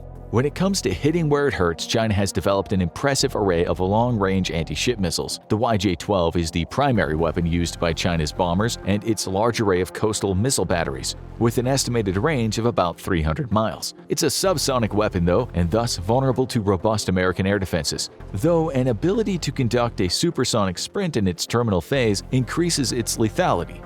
The YJ-18 is the primary missile used by China's submarines and surface warships and is capable of being fired from vertical launch cell systems. It features a range of about 330 miles and is also a subsonic weapon with the ability to perform a supersonic sprint in its terminal phase.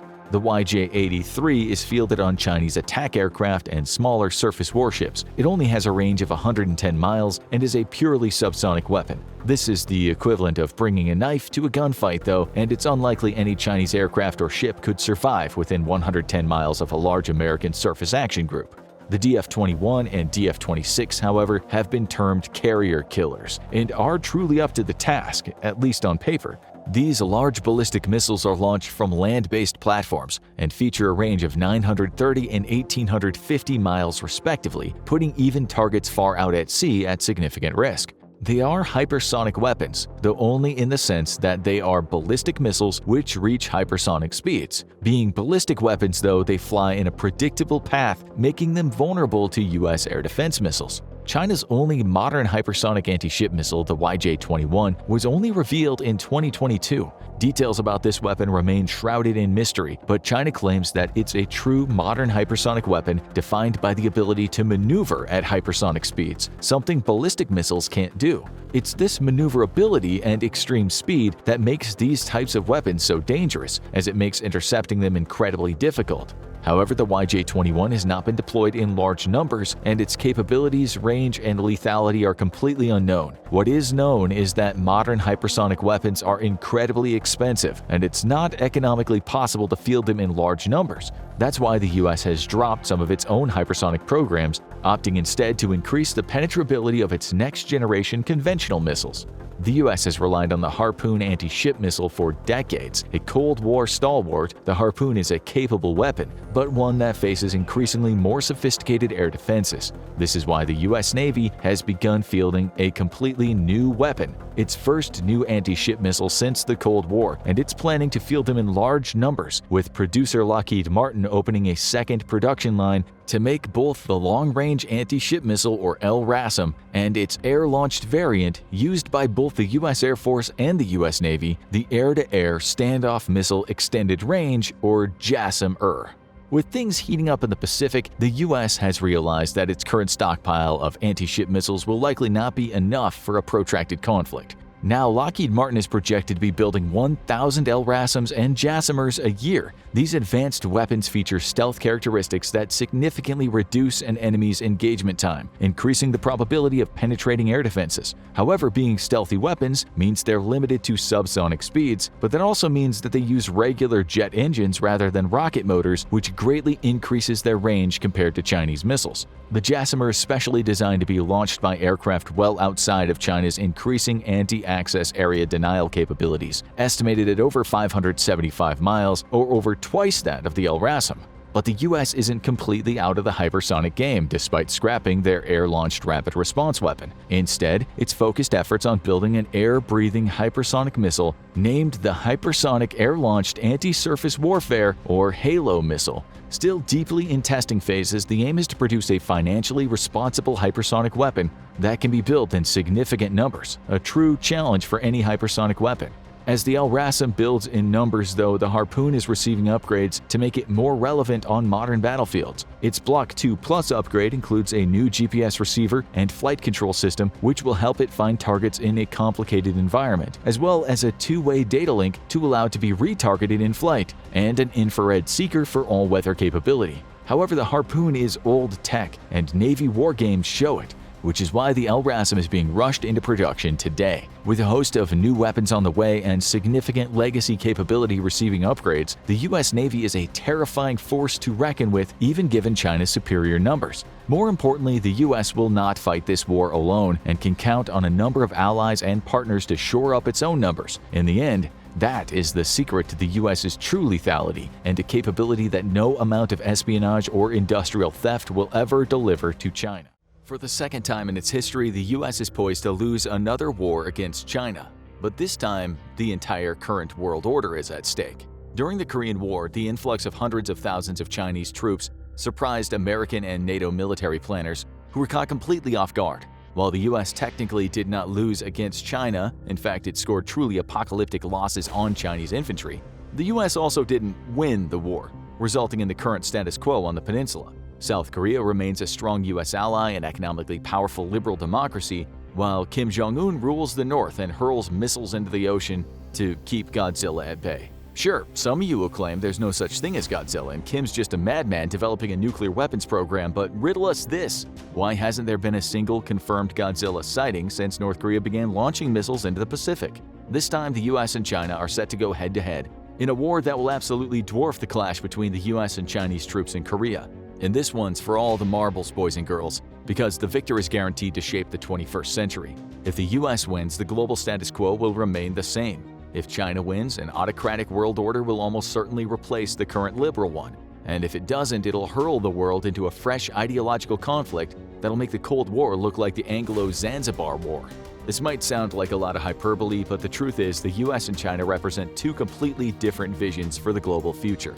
The United States is the dominant global power, and it certainly has its flaws. But it's a train that can be steered and course-corrected, with the historical global trend being toward a more liberal world order.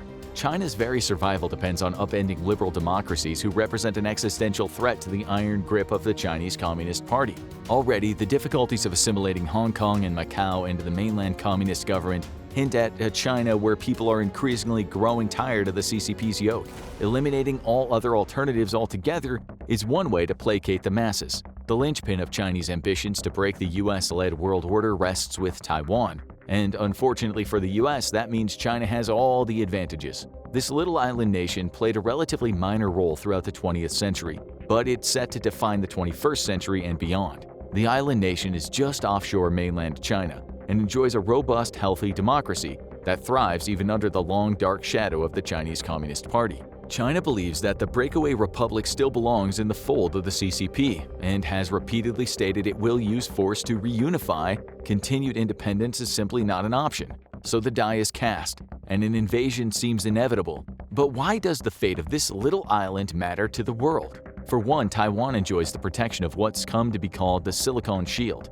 Back in the 80s, as the US moved the manufacturing of microchips overseas where they could be produced more cheaply, Taiwan saw an opportunity. The nation invested heavily into building infrastructure to produce semiconductors and soon became a world leader in manufacturing them. With the United States Navy being the most powerful force on Earth, there was little concern over a hostile China next door to the world's largest supply of computer chips. But that calculus has changed, and where once the US could sail its carrier strike groups right past Chinese shores with no concerns, now it has to face a rapidly modernizing and expanding Chinese military. This puts Taiwan in serious jeopardy, and with it, the world's largest supplier of the most advanced computer chips on the planet. With the CCP in control of Taiwan's semiconductor production, it'll have the leverage to blackmail any nation it wishes, even America. Under threat of sanction, nations will have to carefully weigh how they respond to the CCP requests, or watch their economy crumble for a lack of computer chips. We've had a taste of this future with the shortage prompted by the COVID crisis, which for many was a wake-up call to the threat the world order currently faces. Secondly, Taiwan is part of the first island chain, a string of islands stretching from Japan through Taiwan and down to the Philippines and beyond. This chain of pro-US nations acts as a barrier and historically has contained the communist powers of the Soviet Union and China. This has left the US Navy as the guarantor of global trade security, and it's thanks to the US naval dominance that the world enjoys free, predictable, and stable trade for the first time in history. China breaking this first island chain shifts global power dramatically, as its warships will be able to freely come and go as they please and maneuver strategically important waterways, like the Malacca Straits, where if they so choose they can influence global trade as they wish. With Taiwan as the linchpin of any war between the US and China, this unfortunately leaves China with all the advantages, or at least most of them, because China is making one key error.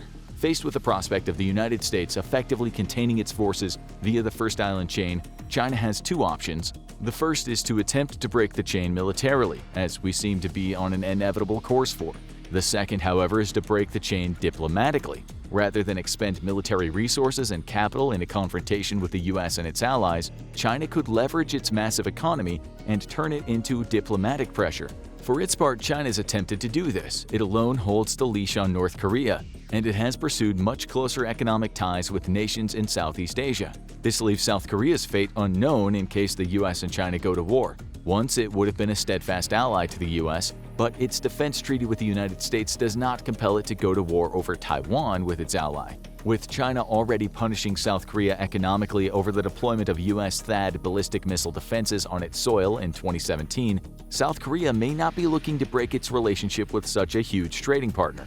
And if South Korea reneges on its defensive partnership with the US over Taiwan, the American people may find themselves questioning why they've invested so much in defending the South for 70 years. But with other US partners, China's been far less successful. In fact, it's made some seriously egregious missteps. Once it looked set to spin Australia away from US influence with a robust charm offensive, which came to a crashing halt when the Australians discovered how deeply China had penetrated Australian political and educational institutions. China had been secretly working to influence the Australian youth and politics alike to be pro-CCP, and its continued aggression in the South China Sea was seen as an inevitable threat to Australian interests. When Australia called for an investigation into the origin of COVID, which looked into evidence of the virus being man-made and leaked in a lab by China, relations soured even further, leading to a trade war between the two nations. It's with the Philippines, though, that China's misstepped the most, and it could have just handed the US the keys to victory. Much like in Australia, China also waged the charm offensive against the Philippines and heavily courted the nation's last president,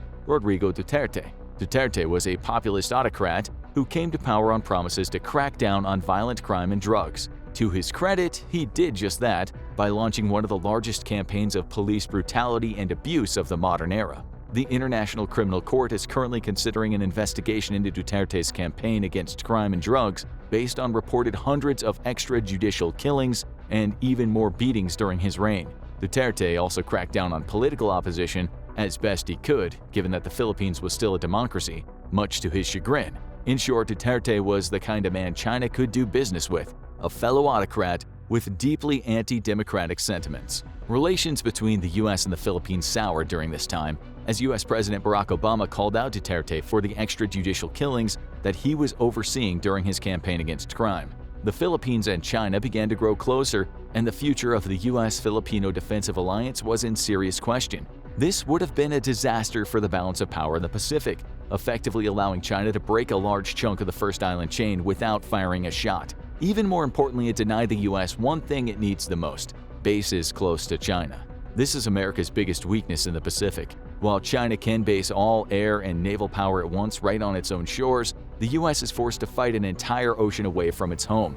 This severely limits the amount of firepower the US can bring to a fight, as well as complicating logistics and slowing down the pace and intensity of combat operations. Traditionally, the US has relied on regional allies to give it the geography from which to fight from, leveling the playing field against any Pacific threat. It's known as the tyranny of distance in the US defense circles, and America has invested heavily in neutralizing this significant deficiency. Now the stage was set for China to completely upset US Pacific strategy and perhaps open the door to victory in Taiwan and beyond. But China overstepped and misstepped, both.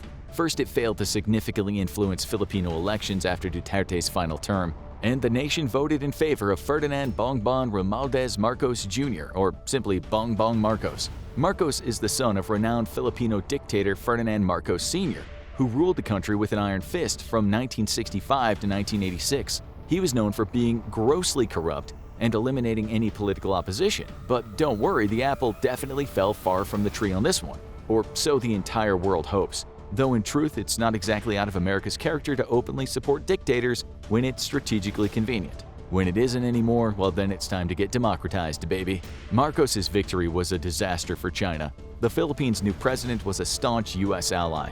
and it sees China as an existential threat not just to the Philippines, but the greater South Pacific region. For his part, Marcos would probably be a lot less outraged at China if the nation hadn't been illegally building military bases in other people's territorial waters. The US has been criticized for neocolonialism, yet China is just doing things the old-fashioned way and taking territory by force. Under international law, every nation has an exclusive claim to waters a set distance from its shores. This can lead to conflict in places like the South China Sea, with so many different nations so close together. Citing post-World War II maps and claims that its sailing vessels have historically moved through those waters, China's laid claim to literally the entire South China Sea. And a quick look on the map reveals that China is in no way anywhere near its claims. China claims basically all of Vietnamese waters, half of the Philippines, and large chunks of Malaysia, Brunei, and beyond. China's claims include waters as much as 1,000 miles away from its own shores. This would be like the United States claiming basically all of Russia's Arctic coastline from Alaska, or all of the Philippines' west coast and most of Indonesia and Papua New Guinea's north coast from Guam. The 9-dash line has its origin in 1946, when Mao Zedong had drawn a map that suddenly showed the entire South China Sea as belonging to China because, well, why not? Unsurprisingly, affected nations laughed China's claims away, given that these waters were critical for their own economies. They kept on laughing until the 90s, when China's growing naval might suddenly became significantly less funny. China regularly sent Coast Guard vessels with actual military vessels in the distance to harass the fishing fleets of other nations. It also began to build up artificial islands from which to project power, and today has established multiple bases commonly referred to as unsinkable aircraft carriers in the region. Now, nobody's laughing anymore, and China's bullying has extended to capsizing other nations' ships, and in the case of Vietnam, simply moving their oil drilling wells right into Vietnamese territorial waters. In 2020, China sunk a Vietnamese fishing boat with 8 men on board for fishing near the Paralyzed Islands, and in 2014 it carried out a similar attack captured on video. China has also used its much larger vessels to intimidate and harass oil exploration vessels from other countries. China has started to shut other nations off of the energy and fish wealth of the South China Sea. The region's also estimated to contain one of the largest untapped oil and gas reserves in the world. So maintaining control of the waters China is contesting is becoming more and more vital. Filipino fishermen who made their living fishing off of reefs, now regularly patrolled by hostile Chinese vessels, began to feel the economic pain. To reinforce its own territorial claims, the Philippines began to station Marines on various reefs, or even floating wrecks, with China regularly ramming supply vessels or using water cannons to keep them away from resupplying their troops. The attacks slowed significantly during the Duterte years, but have now resumed with the election of Bongbong Marcos, and Marcos has had enough. Marcos made multiple military bases available for U.S. forces shortly after coming to power. This was a major win for the U.S., as it expanded its ability to station air power in the region, a chief concern for combating China in the Pacific. This only intensified China's efforts to bully Filipino vessels in the South China Sea, with the most recent incident including China erecting a floating barrier to keep Filipino fishermen out of a disputed reef. The barrier was dismantled by Filipino divers, and in response, Marcos announced even closer cooperation with the United States. The Philippines is a strategic linchpin for the U.S. in the Pacific.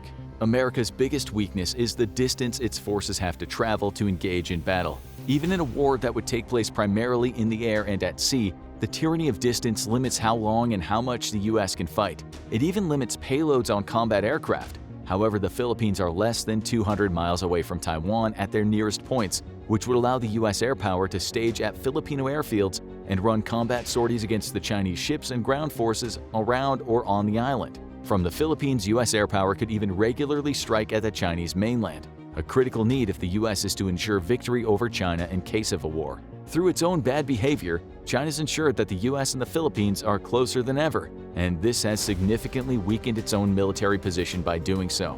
As the old saying goes, China, you done played yourself.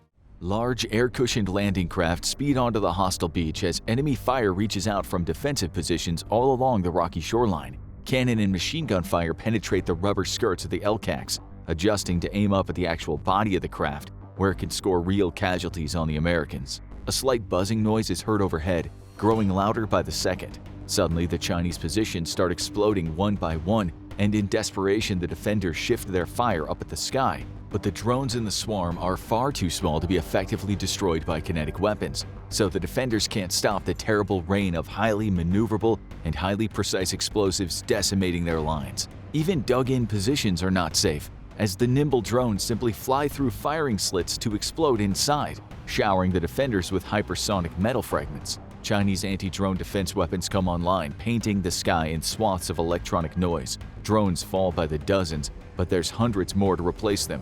Eventually, other specialized drones hardened against EM interference start dive-bombing the EW emitters. The swarm continues its suicidal attack unabated as the first of the Marine landing craft finally hit the beach. But as the landing ramps come down, it's not Marines or even infantry fighting vehicles that come spilling out, but rather a small horde of tracked drones, each about the size of a steamer trunk. The drone vehicles surge forward, the front line immediately falling to landmines and defensive fire. That doesn't matter much to the mindless robots, as those behind simply push forward and ahead.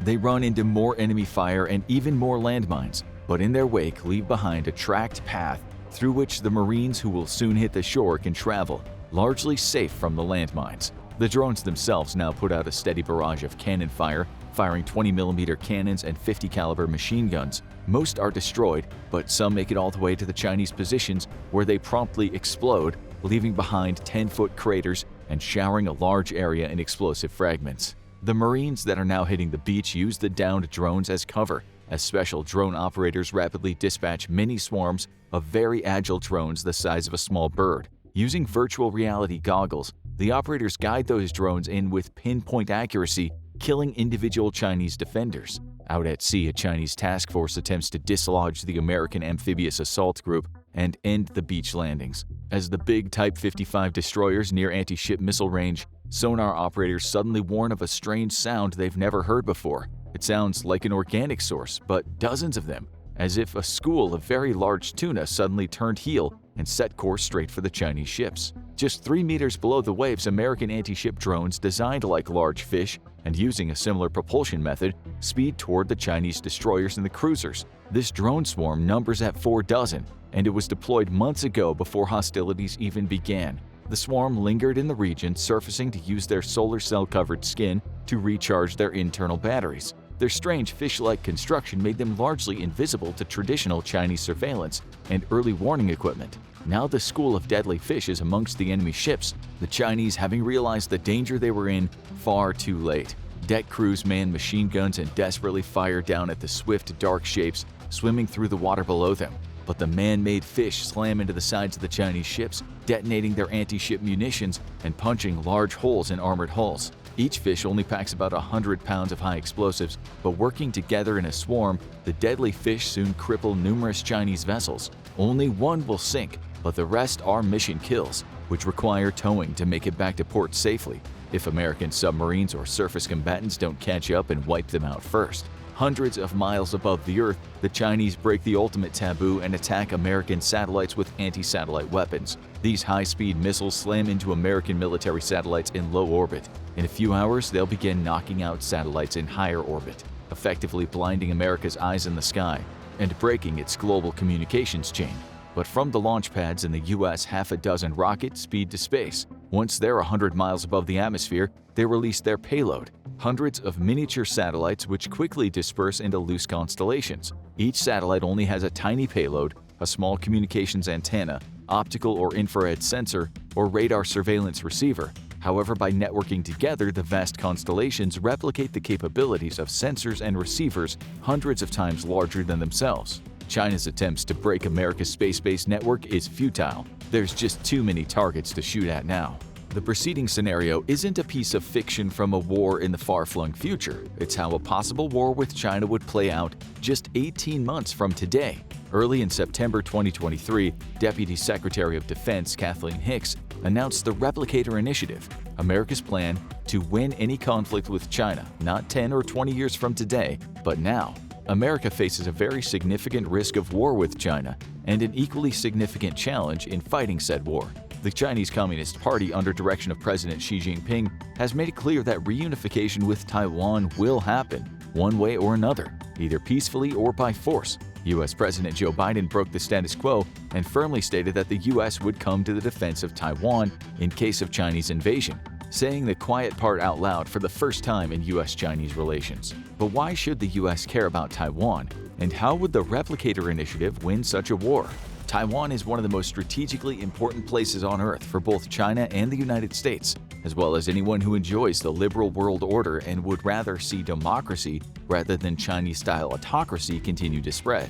Nations like Ireland have criticized narratives such as this and done so from the position of extreme privilege, safely on the westernmost edge of Europe, away from potential hostile actors like either Russia or China, and deep in the bosom of US-led regional security. China's taking of Taiwan would be a catastrophe for the current liberal world order, as the island would make for a jumping-off point for further Chinese expansion into the Pacific.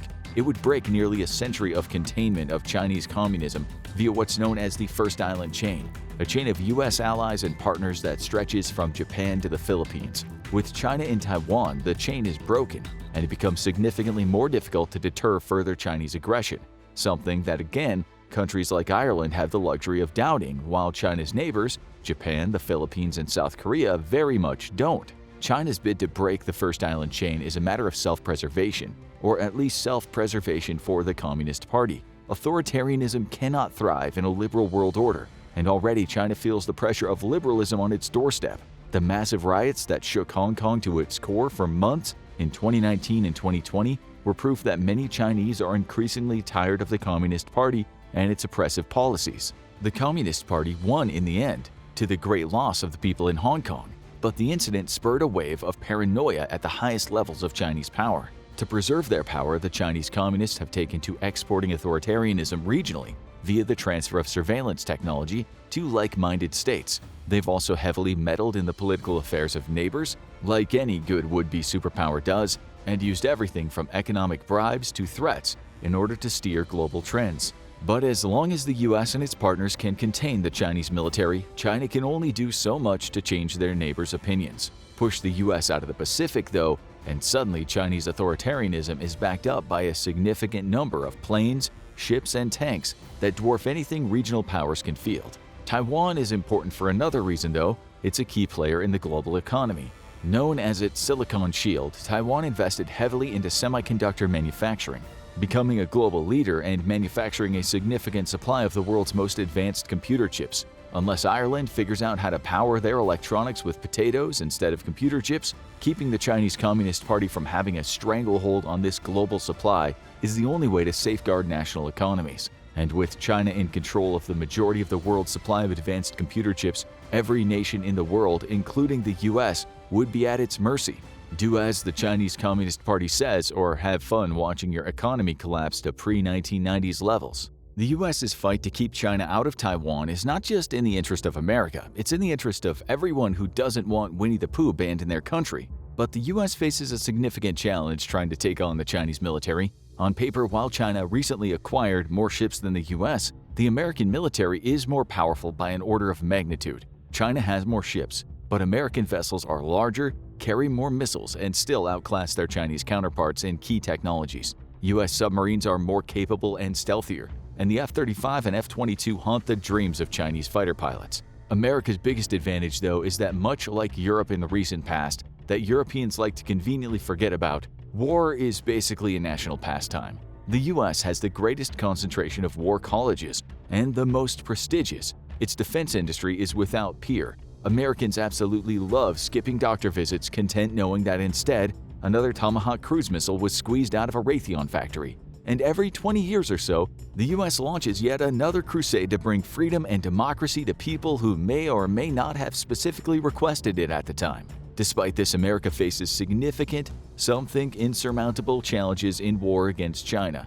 Because as Russia's invasion of Ukraine has taught us, numbers really do matter. Sure, Russia is basically just slapping cardboard on shopping carts and calling it a tank now, but it's managed to weather the storm of much more capable Ukrainian forces through sheer mass alone. This is bad news when the US looks at a conflict with China, because the F-35 and the F-22 will beat the pants out of the J-20, but there's only so many of either to go around, and China's fleet of J-20s keeps getting bigger every year.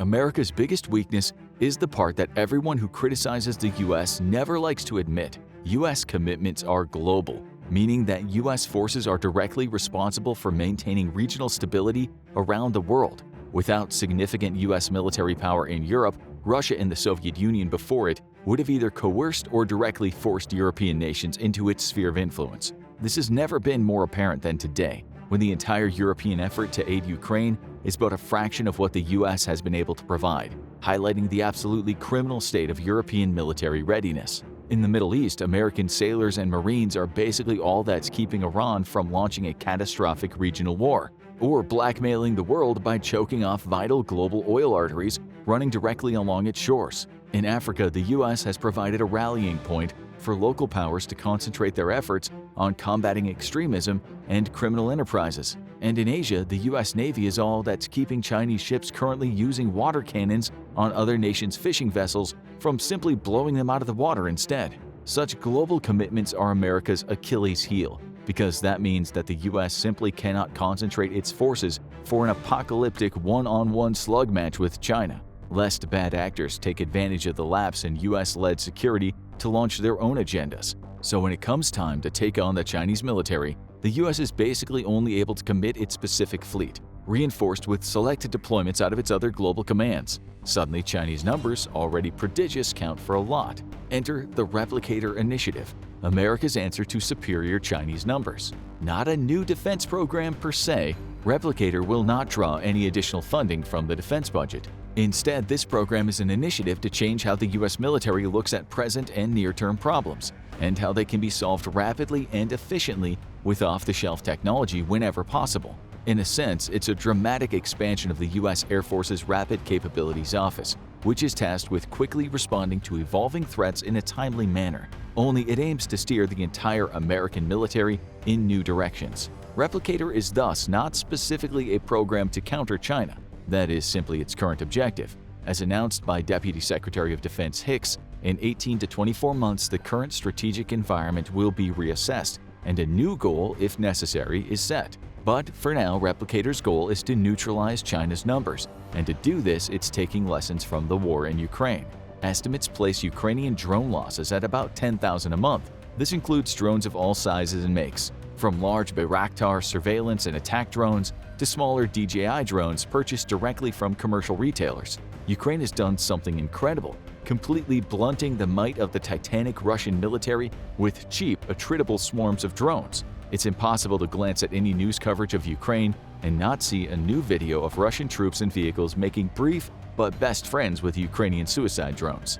This is a capability America is looking to exploit and leverage against China's superior numbers. The current goal of the Replicator Initiative is to immediately begin researching how to implement drones in vast swarms on the land, the air, the sea, and even space, and how to do so largely using off-the-shelf commercial technology. Inevitably, though, new types of specialized military drones will be developed, similar to the Switchblade drones used in Ukraine today. However, the focus of Replicator is for these drones to be easily mass-produced and extremely attritable. That means these drones have to be cheap enough to be lost in large quantities without significantly hurting the DoD's pocketbook. China has created an excellent strategic position for itself in the Pacific, establishing a network of defenses meant to keep the US at arm's bay. Known as anti-access area denial, it's all in the name. Using aircraft, drones, and long-range missiles, China's hoping to keep US ships and aircraft far out of any fighting in the Western Pacific. The US's answer to A2D2, as the cool kids call it, is ADA2, because good God does the US love acronyms. All-domain attritable autonomy is meant to directly counter China's A2D2 capabilities by simply overwhelming Chinese A2D2 assets through sheer numbers of expendable drones. Larger US combat platforms can move in to win the fight. These drones will operate in large swarms, in all warfighting domains, even space. Traditional surveillance satellites, for instance, can take years to fund, produce, and finally launch, and can be completely destroyed by a single cheap anti-satellite weapon. However, by simply putting up a networked swarm of drones doing the same job as a larger, more expensive satellite, America's space capabilities become so numerous to the point of it becoming utterly futile to attempt to take them out in the first place. We already have proof of the concept in Starlink, vital to Ukrainian war efforts, even if Elon Musk conveniently decided to shut Starlink down just as a Ukrainian drone swarm attack was about to descend on Russian ships in Crimea, causing the drones to go out of contact or drown. Remember this drone that washed up on a Crimean beach in September 2022? Turns out there's evidence that Musk sabotaged the drone attack by shutting Starlink down as the Ukrainians launched their attack, because he apparently believed that a strategic defeat in Crimea would prompt Putin to launch nuclear weapons. With Starlink service to Ukraine now funded by the Department of Defense, who we assume had a very long chat with Mr. Musk about his interference in the war, it's clear large swarms of satellites pose a nigh insurmountable problem for Russian forces. Likewise, Replicator aims to present just such a conundrum to the Chinese anti-satellite forces. The biggest bombshell of the Replicator initiative's announcement, though, was its timeline. Many thousands of new drones in active service in the next 18 to 24 months. This isn't another lengthy weapons acquisition program. It's a boot in the ass to the DoD's notoriously lengthy procurement timelines to get warfighters the tools they need tomorrow, today. Described as a more cultural shift than a physical program, Replicator is the product of a new reality. The US is back to great power competition, but unlike in the Cold War, technology today advances so rapidly that capabilities must be upgraded regularly, not decades apart.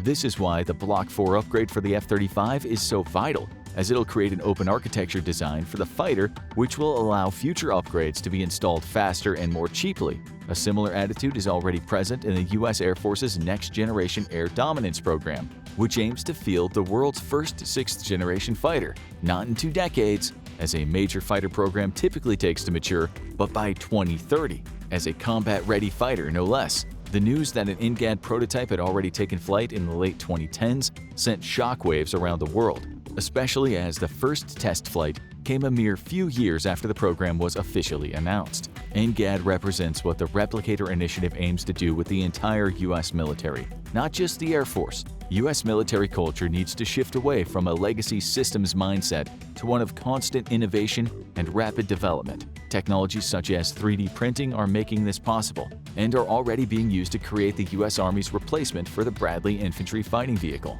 But the hardest challenge for Replicator is not devising new tools and capabilities, but rather changing the mindset of the personnel within the Department of Defense themselves, encouraging innovation and risk-taking as a way to ensure that the state-of-the-art is not a destination, but an ongoing journey.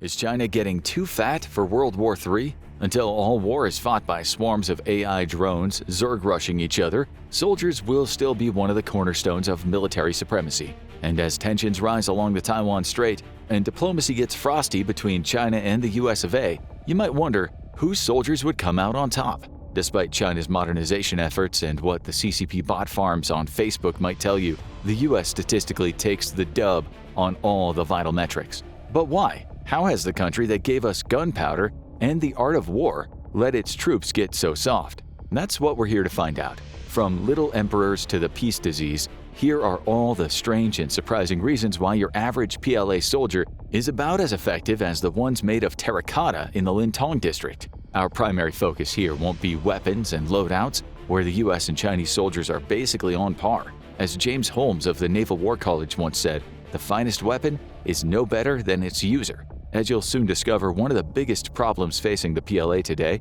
is that some of its finest weapons don't even have enough qualified users to operate them. That brings us to the first of the 2 prongs of Chinese troops' inferiority to their US counterparts. They're currently trying to organize their way out of a total recruitment meltdown. This is the kind of problem that goes so deep in the PLA, economically, culturally, and even physically, that it's going to take one hell of a leader to disentangle it all. And we have reason to believe President Xi Jinping is not up to the task. Let's start with the economic snafus.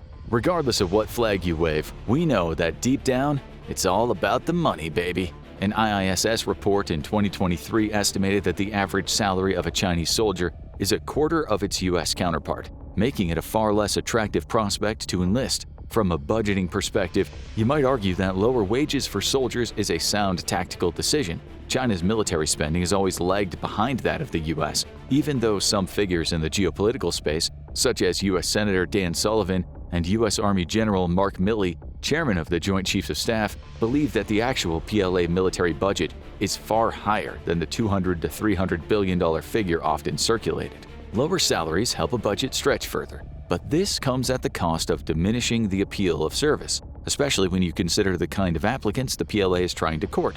The PLA is in the middle of sweeping modernization efforts across the board. from its technology to its strategy and operational structure. Still, we're seeing the rate of technological development outpace the qualifications of the soldiers who need to operate it. Jets and warships are gathering dust, while the PLA scrambles to entice new recruits who know what to do with them. The official PLA newspaper succinctly describes this phenomenon as equipment awaiting talent. And how do you entice talent with starvation wages? In the PLA's defense, efforts are ongoing to improve the dire salary situation. Major General Tang Yongsheng of the PLA's National Defense University said of the shortcomings in the PLA recruitment drives, "We need to do a lot more work, including changes to the recruitment system and making sure that people can develop after serving. Salaries can't be too low either." In response, the PLA recently raised the salary for college graduates enlisting as troops to 12,000 yuan, around $1,640, and a more impressive 72,800 yuan for NCOs. Given that the average income for university graduates in China is around 70,000 yuan, this is finally looking like a competitive price. Unless you work in tech, even more so if that tech is AI.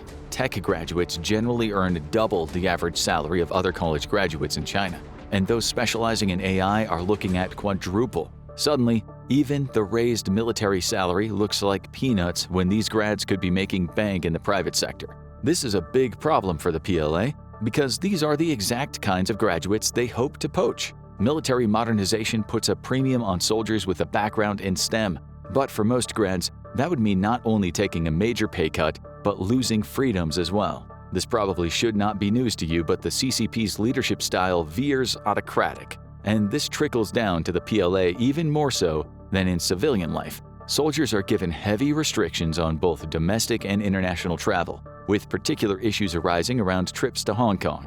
And if you're a Chinese soldier who feels like taking a vacation abroad when you're not on active duty, forget about it. Your family can go, but you must keep your feet planted firmly on Chinese soil, or a PLA and AF-owned warship.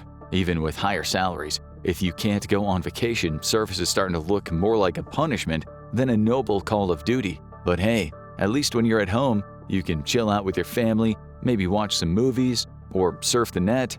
Haha, nope. The internet is already heavily restricted for average citizens in China, but if you're a career PLA soldier, you'll likely spend the better part of your life feeling like you're still living at your mom's house with a child lock on your web browser. Out of security concerns, or let's be real here, fears that soldiers will either see information that contradicts the healthy diet of party propaganda they're fed, soldiers will have their internet use heavily policed. This goes double for online self-expression. Soldiers aren't allowed to have blogs. So if you're a loyal PLA troop, but also have a passion for cooking or the outdoors and feel like writing pieces about your recipes or your hiking trips, you're out of luck, buddy.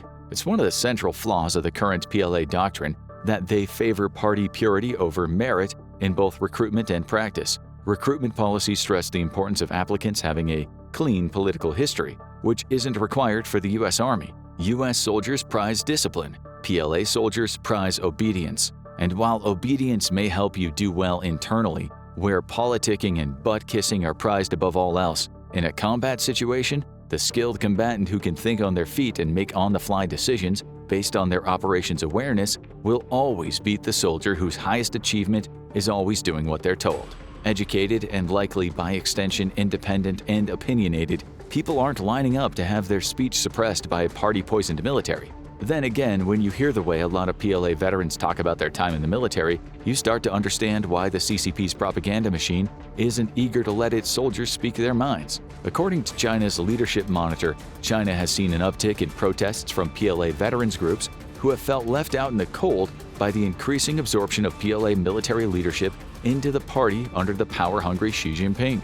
The United States could also stand to treat its veterans better, but the mistreatment of people who once served in the PLA is in a different league. In many cases, support structures are pitifully inept, and military benefits are left in the hands of local governments across the country rather than the central government. This has turned being a veteran into a kind of zip code lottery, with veterans out in the countryside, where the local governments are far less flush with CCP cash, getting as little as 400 yuan, or a measly $60 a month.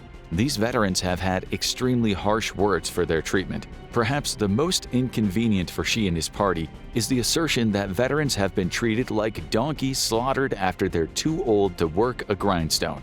This runs directly counter to the carefully manicured party narrative that veterans of the PLA are revered and well taken care of, when it seems that these people are discarded as soon as they outlive their usefulness. All these factors in the PLA seem like an extremely unattractive career path for the kind of talent they're seeking. Poor wages, a life of restriction, and a $60 check in the mail once a month for their trouble afterward. In the US, the Army does a far better job courting these highly qualified individuals, with a firm goal of recruiting 1/3 of college-educated individuals by 2028. It also seems that the US military has a more tangible and workable plan to achieve this too. Massive funding increases for recruitment and advertising for its higher tech career opportunities, complete with recruiters highly qualified in those subjects. Specifically, they're creating 2 new dedicated roles, a new warrant officer position and a new enlisted MOS 42T, which will focus entirely on targeted and data-driven talent acquisition.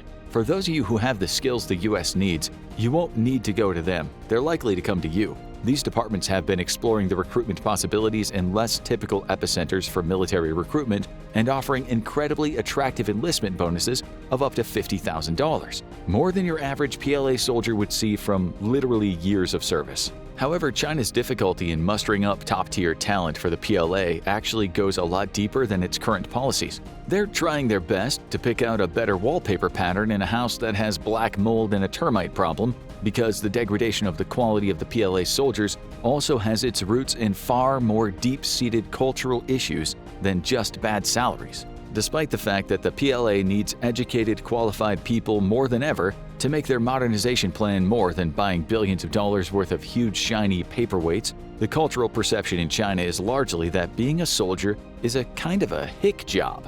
An old Chinese proverb goes, "All trades and occupations are inferior, and only studying is superior." Another proverb, "Good steel does not become nails," also warns against the life of a soldier. Even Confucian philosophy, which is foundational for a lot of modern Chinese philosophical thought, saw war as a lower vocation. This so-called scholar culture is completely at odds with the PLA's intention of putting together an army of highly educated troops, and the earlier salary issues we were discussing only further contribute to the idea that the military is a job you only take if you have no other options. But it isn't just the private sector in China that's poaching the kinds of people the PLA would love to count among their numbers. It's the private sector abroad. The US, for example, has even better private sector pay than China. On average, even a trucker, one of the classic blue-collar jobs, will make 5 times in the US what they would in China. Couple that with the fact that educated people tend to be more independent and free-thinking, traits that, to point the obvious out, don't exactly have a premium in an autocracy, you start to see the phenomenon of brain drain emerge. In other words, China's migration statistics are in the net negative. They're losing more people to other countries than they're gaining, and the people they're losing tend to be the exact kinds of people that they want flying their jets, manning their high-tech warships, and helping them develop sophisticated military AI programs. As is often the case, China's loss is America's gain here, much to the frustration of Xi Jinping. Despite its propaganda, China is also just as susceptible to a trend we've seen sweeping the rest of the world. Gen Z just aren't as interested in enlisting. A social phenomenon popped up in early 2020 known as Tang Ping, or lie flat. While not specifically about the military, Tang Ping served as a general societal protest from the youth about the expectations placed on them by a society that demands overwork and overachieving. China's Gen Z aren't feeling driven to seek the same fast-paced lives of many of their ancestors, and becoming a part of the party machine by way of the PLA is the last thing they want to do. Naturally, the CCP clamped down hard on the Tang Ping movement, only furthering the need for its very existence in the first place and further alienating them from the younger generations they so desperately needed to join the PLA. When it comes to the problems suffered by the soldiers in the PLA, you can often find the cause by looking back at questionable policies of the CCP's past. One infamous piece of legislation that's had an absolutely ruinous effect on the soldiers of China is the one-child policy, which ran from 1979 to 2015 in hopes of curbing rampant overpopulation in the country. This has resulted in what experts have called the Little Emperor phenomenon. We're looking at multiple generations of only children, far more coddled by their parents in a way that's likely made them significantly less tough than the soldiers coming from large families of generations past. Families are also less likely to approve of their one and only child shipping off to war, especially in our current era of heightened military tensions. China has seen the same hit taken to military families, meaning that these families are getting smaller and their military traditions are closer to being phased out. Obviously, this is no bueno for the state of China's soldiers. There aren't as many of them, and the ones that are there are total mama's boys. However, the problem goes deeper than temperament. A lot of people in the prime generation for military enlistment may not even meet the physical and mental requirements to make the cut. Over 50% of Chinese adults are overweight or obese, a disqualifying factor for military service. Like most places in the developed world, this uptick of obesity is likely a result of a sedentary lifestyle, encouraged by long office working hours and the consumption of a lot of cheap processed fast food. Again, as a result of having little free time outside of work to cook proper meals. But it isn't just a problem with body weight, it also extends to general physical aptitude. In a recent study at a prominent university in China, 60% of people tested in a sample study couldn't pass a basic physical exam. Given that this test was taken at a university, i.e. the place where the educated people that the PLA wants to poach are, it shows a grim prospect for the PLA. Even if qualified people with degrees in tech do have an interest in military work, they might not pass the physical. Another big setback for the PLA, even if their recruits pass the physical, is that basic training is revealing cracks, both in the systems at play and in the literal bones of their troops. That's right, internal reporting from the PLA has shown that Chinese recruits are suffering a greater number of stress fractures in basic training. For those lucky enough to have never experienced a stress fracture firsthand, stress fractures are tiny but extremely painful cracks that can appear in the bone after strenuous repetitive motion. Anyone can get them, but you have a greater chance if you're overweight or have poor form in conducting certain exercises. It doesn't bode well for the prospects of Chinese soldiers if basic training is wrecking them to such an extent. The US military has already developed a countermeasure for this. One program for this very purpose is the Future Soldier Preparatory Course, which is a multi-week course that essentially trains future applicants in a way that makes them get more out of future training, both physically and academically. To their credit, the US Army has historically been extremely flexible and light on its feet with adjusting to societal and demographic changes. The same cannot be said for the PLA. An April 2022 Chinese defense paper put it far more bluntly than we ever could, saying, "Young recruits don't know what they'll do after enlisting. Military authorities don't know what units need, and units don't know what new recruits can do. Yikes." But it's more than just physical health and aptitude and fitness. Being a soldier is an extremely mentally taxing job. You're liable to find yourself in some of the most stressful and high-pressure situations in the world. In other words, you ideally will be just as mentally honed as you are physically. Sadly for the PLA, this doesn't appear to be the case for their soldiers. A whopping 25 to 30% of PLA members report suffering from psychological problems. Particularly affected were soldiers in the missile force, who spend a lot of time isolated underground in missile silos. You have to ask yourself, if you're a financially mobile tech graduate from Beijing's elite Tsinghua University, would you rather be going mad in a missile silo for a meager PLA salary or soaking up the sun and venture capital investments while piloting a startup in Silicon Valley? Seems kinda like a no-brainer, doesn't it? The only kind of people who would end up with these jobs looking at it from this framework are suckers who don't know any better. This explains why, despite granting around 8,000 degrees a year, Tsinghua has reported only around 16 graduates joining the PLA every year since 2006. Recently, it's gone as low as 12. That equals a lot of equipment that's still very much waiting for its talent.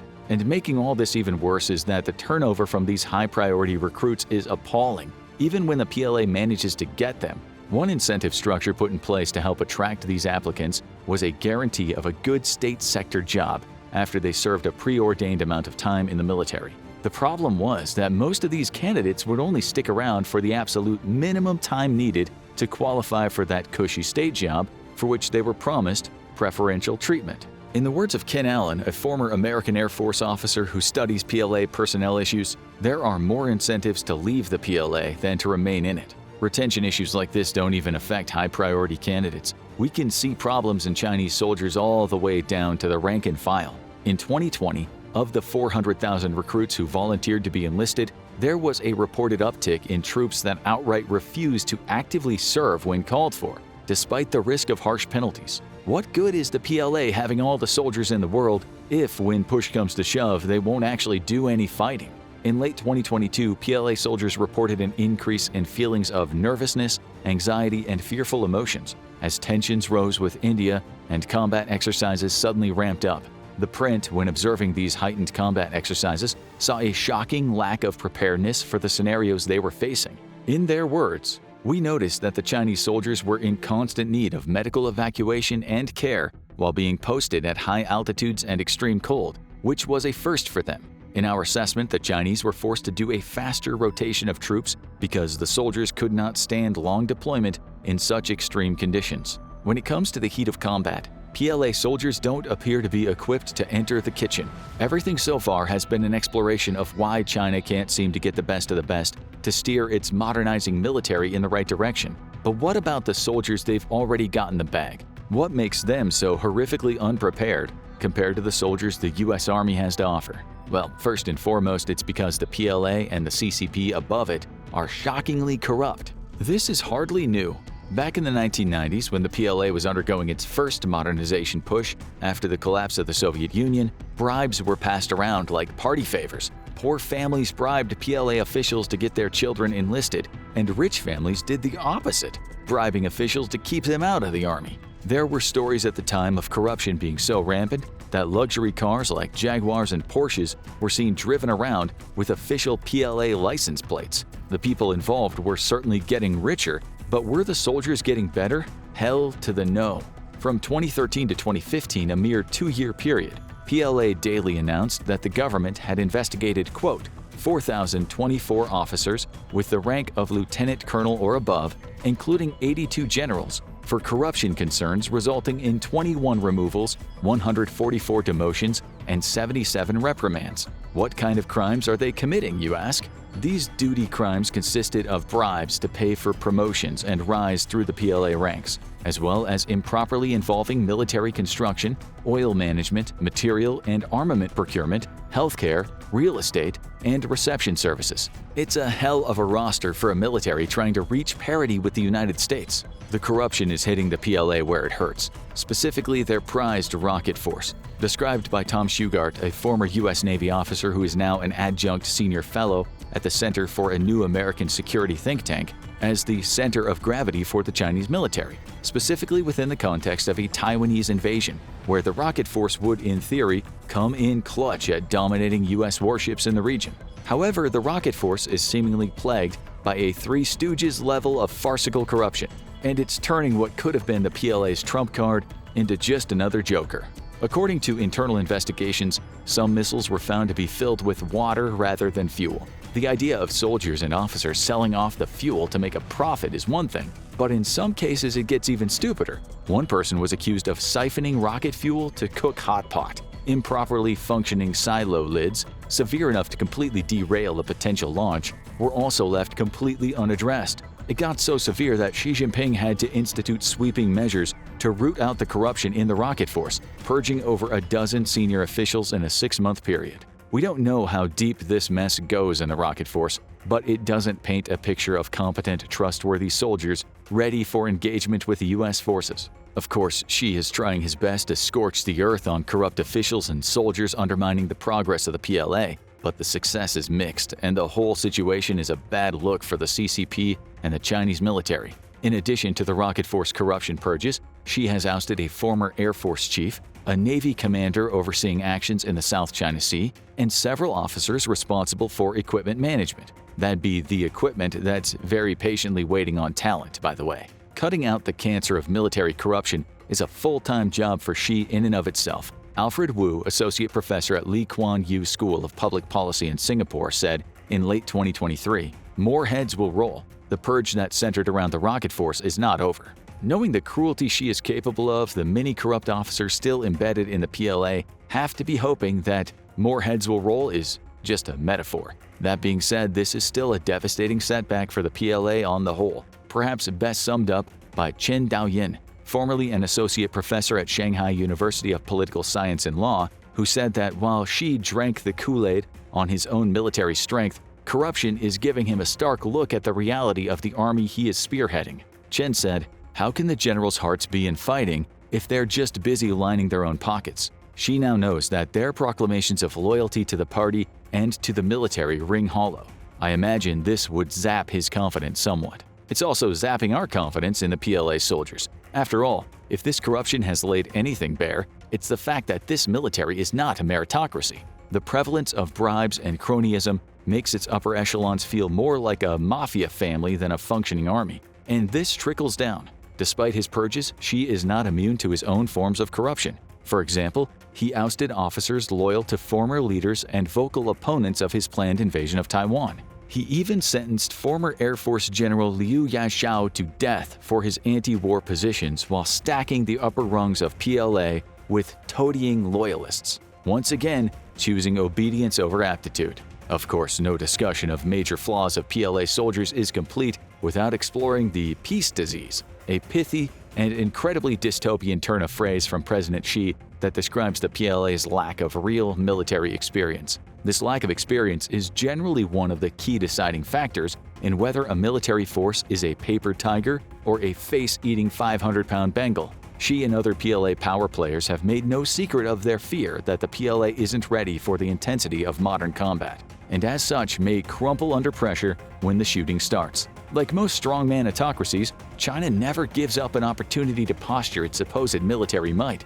But underneath that bluster is the subtle fear that the PLA in a real mass combat scenario may have all the staying power of cotton candy in a shallow puddle. One of the United States military's greatest advantages is not only having a vast wealth of military experience, but also internalizing lessons from real combat scenarios that they can use to build more realistic training scenarios from the bottom up. This, by the way, is another huge problem for the PLA, but we'll get to that later. If China does indeed have a peace disease, then the US has a war disease, which is a bad thing in most cases, but it gives them huge advantages in this arena. Since 1941, the US Army has been able to hone its skills in World War II, the Korean War, the Vietnam War, Panama, Grenada, the First Gulf War, Kosovo, Iraq, and Afghanistan, not to mention global peacekeeping, assisted regime changes, and anti-terror initiatives that have made both conventional and unconventional warfare intimately familiar territory. Even in cases that are widely looked at as failures for the US, like the Vietnam War, they have been invaluable teachers, thanks to the US military's analytical learning process. In short, compared to the sheltered forces of the PLA, it's damn near impossible to throw something at American soldiers that they or their brothers in arms haven't seen before. This gives them a leg up for both operational and strategic knowledge tailored to the needs of thoroughly modern warfare. Compared to this, the PLA approach of still entertaining Maoist asymmetric combat doctrine like the human wave feels laughable in its inapplicability to modern combat compared to the far simpler, if more bloody and primitive era of China's Red Army glory days. The last real war that China was involved in was the month-long Sino-Vietnamese War in 1979, which was accented by mostly small skirmishes here and there.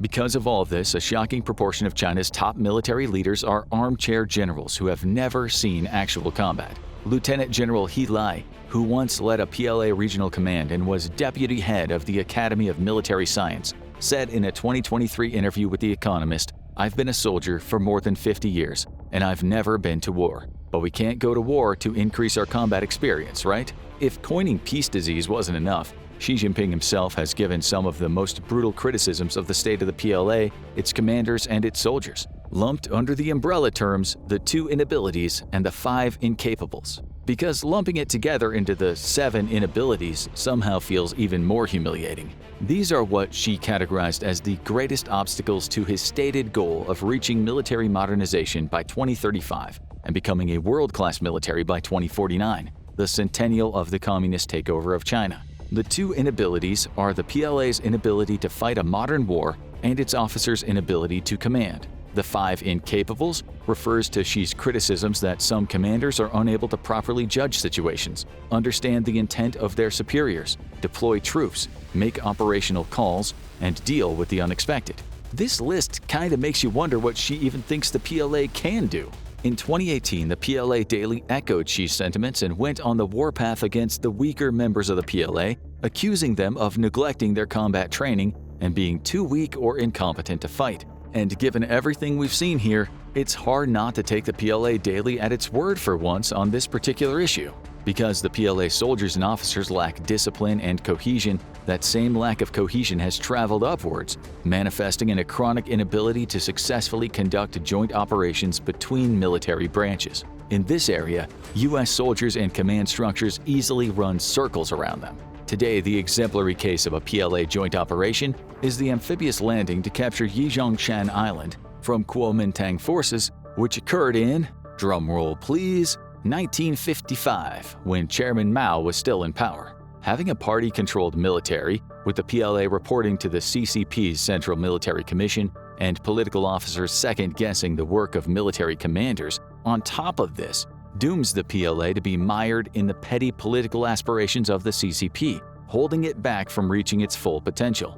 This contradicts the US's adherence to unity of command and makes the PLA a slower and unwieldier beast than the US Army could ever be. Of course, maybe some of this could be redeemed by one factor: if the PLA had world-class realistic training that helped compensate for its lack of combat experience. But you've already seen the title of this video, so you know that the Chinese soldiers aren't going to redeem themselves here. In fact, Chinese training has often been described as some of the least realistic and applicable of any major player on the world stage. Like with most areas of the Chinese government, training is bogged down by dogmatic propaganda from the CCP, encouraging the soldiers of the PLA to internalize functionally useless information that props up the narrative of the party.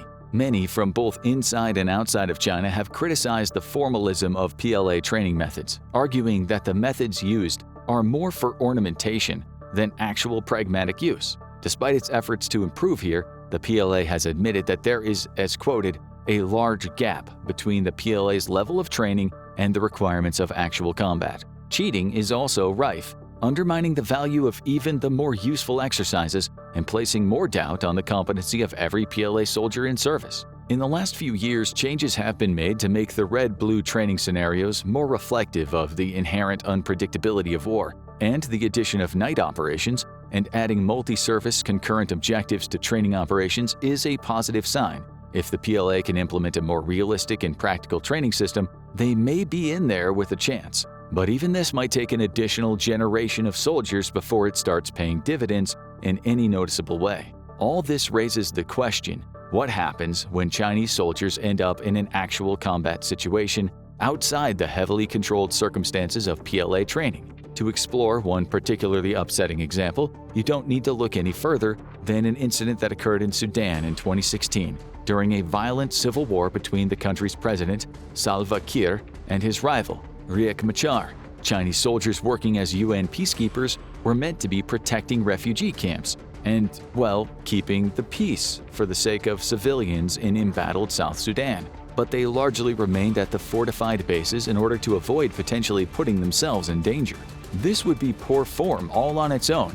Still, when militants began attacking the fortified bases, killing 2 of the Chinese peacekeepers in an artillery strike, the remaining ones abandoned their posts, leaving their equipment, guns, and ammunition. At the same time, a large number of civilians and Kiir's forces were slaughtered. This drew understandably heavy criticism from human rights groups like the US-based Center for Civilians in Combat, and also cast serious doubt on whether these Chinese soldiers could even be considered competent. It goes without saying that the Sudanese insurgents' power isn't even close to what the US military is capable of. It's hard not to speculate that in a hypothetical skirmish against US soldiers, PLA troops might once again fold under the pressure.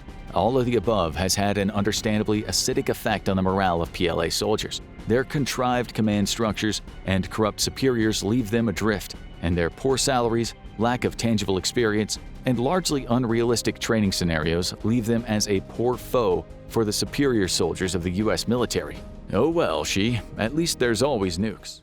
If the US and China ever went to war, the battle wouldn't solely be fought on the domestic front. It would be a confrontation that draws in the entire world, one that relies as heavily on the military bases each country has set up around the world as the firepower and manpower that's kept domestically.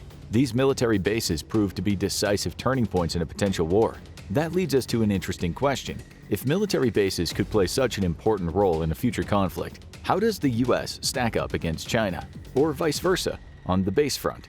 That's the question we'll aim to answer in this video, and we'll start with something simple: defining what a military base is. Collins Dictionary says that a military base is a facility for the storage of military equipment and the training of soldiers. That basic definition only covers a couple of things that occur at these bases. For instance, in addition to be a training ground for soldiers, these bases, especially those built overseas, provide accommodation for their personnel. Soldiers are stationed at these bases, often for months or years at a time, and usually take on roles to keep the base running and ensure those stationed within it can respond appropriately to a military threat. And that brings us to the true purpose of a military base: establishing a presence. Where domestic military bases serve as training grounds and reinforce a nation's internal protection, overseas bases exist as much to allow countries to fight wars on multiple fronts as they do to enhance cooperation with the country in which the base is built.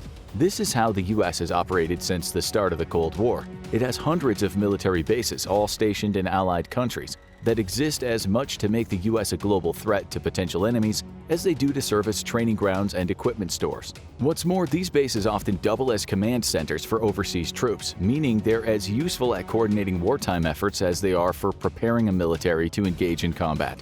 Still, in basic terms, you can think of a military base as a place where soldiers train together and equipment is stored. And with that definition in place, we can dig into the meat of our video.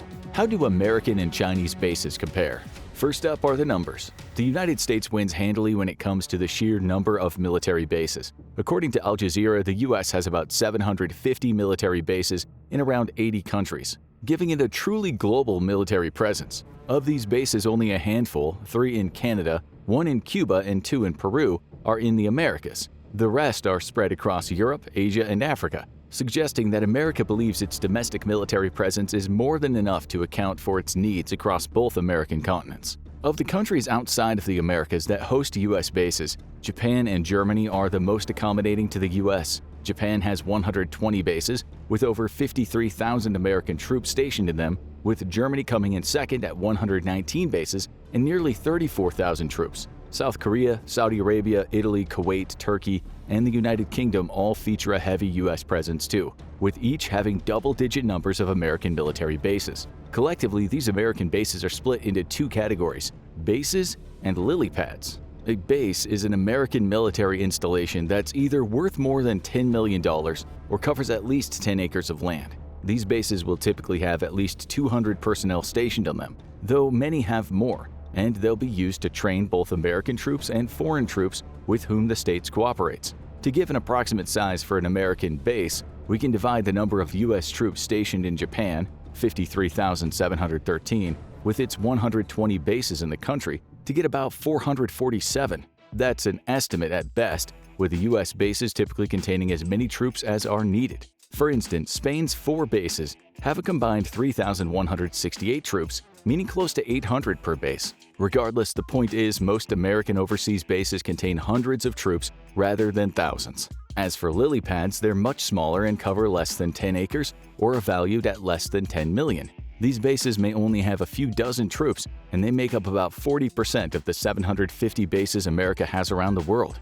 These are the types of bases you're more likely to see in countries like Canada and Peru. For instance, Canada's 3 U.S. military bases are all lily pads that collectively host 127 troops between them. You may also see lily pads being used as supporting bases for larger American installations, or simply as ways to maintain a presence in the country and ensure cooperation between the host and the U.S. Of these many bases, Al Udeid Air Base in Qatar is easily the largest. Covering around 60 acres, the bases host 100 aircraft, a small army of drones, and about 11,000 troops split between American and coalition forces. These numbers indicate how the United States uses its military bases. Rather than taking the traditional empirical route of conquering a country before creating a presence within it, the U.S. has usually operated in the spirit of cooperation. It works alongside other countries to establish bases rather than fighting against them. Doing so, the U.S. would argue, means it isn't taking an imperialistic stance toward its national interests. If anything, it's creating mutually beneficial relationships with its allies that just so happen to involve the creation of military bases. The other country benefits from America's military expertise and equipment, while the States gets more eyes on far-flung areas of the world. China's approach to overseas military bases is much different.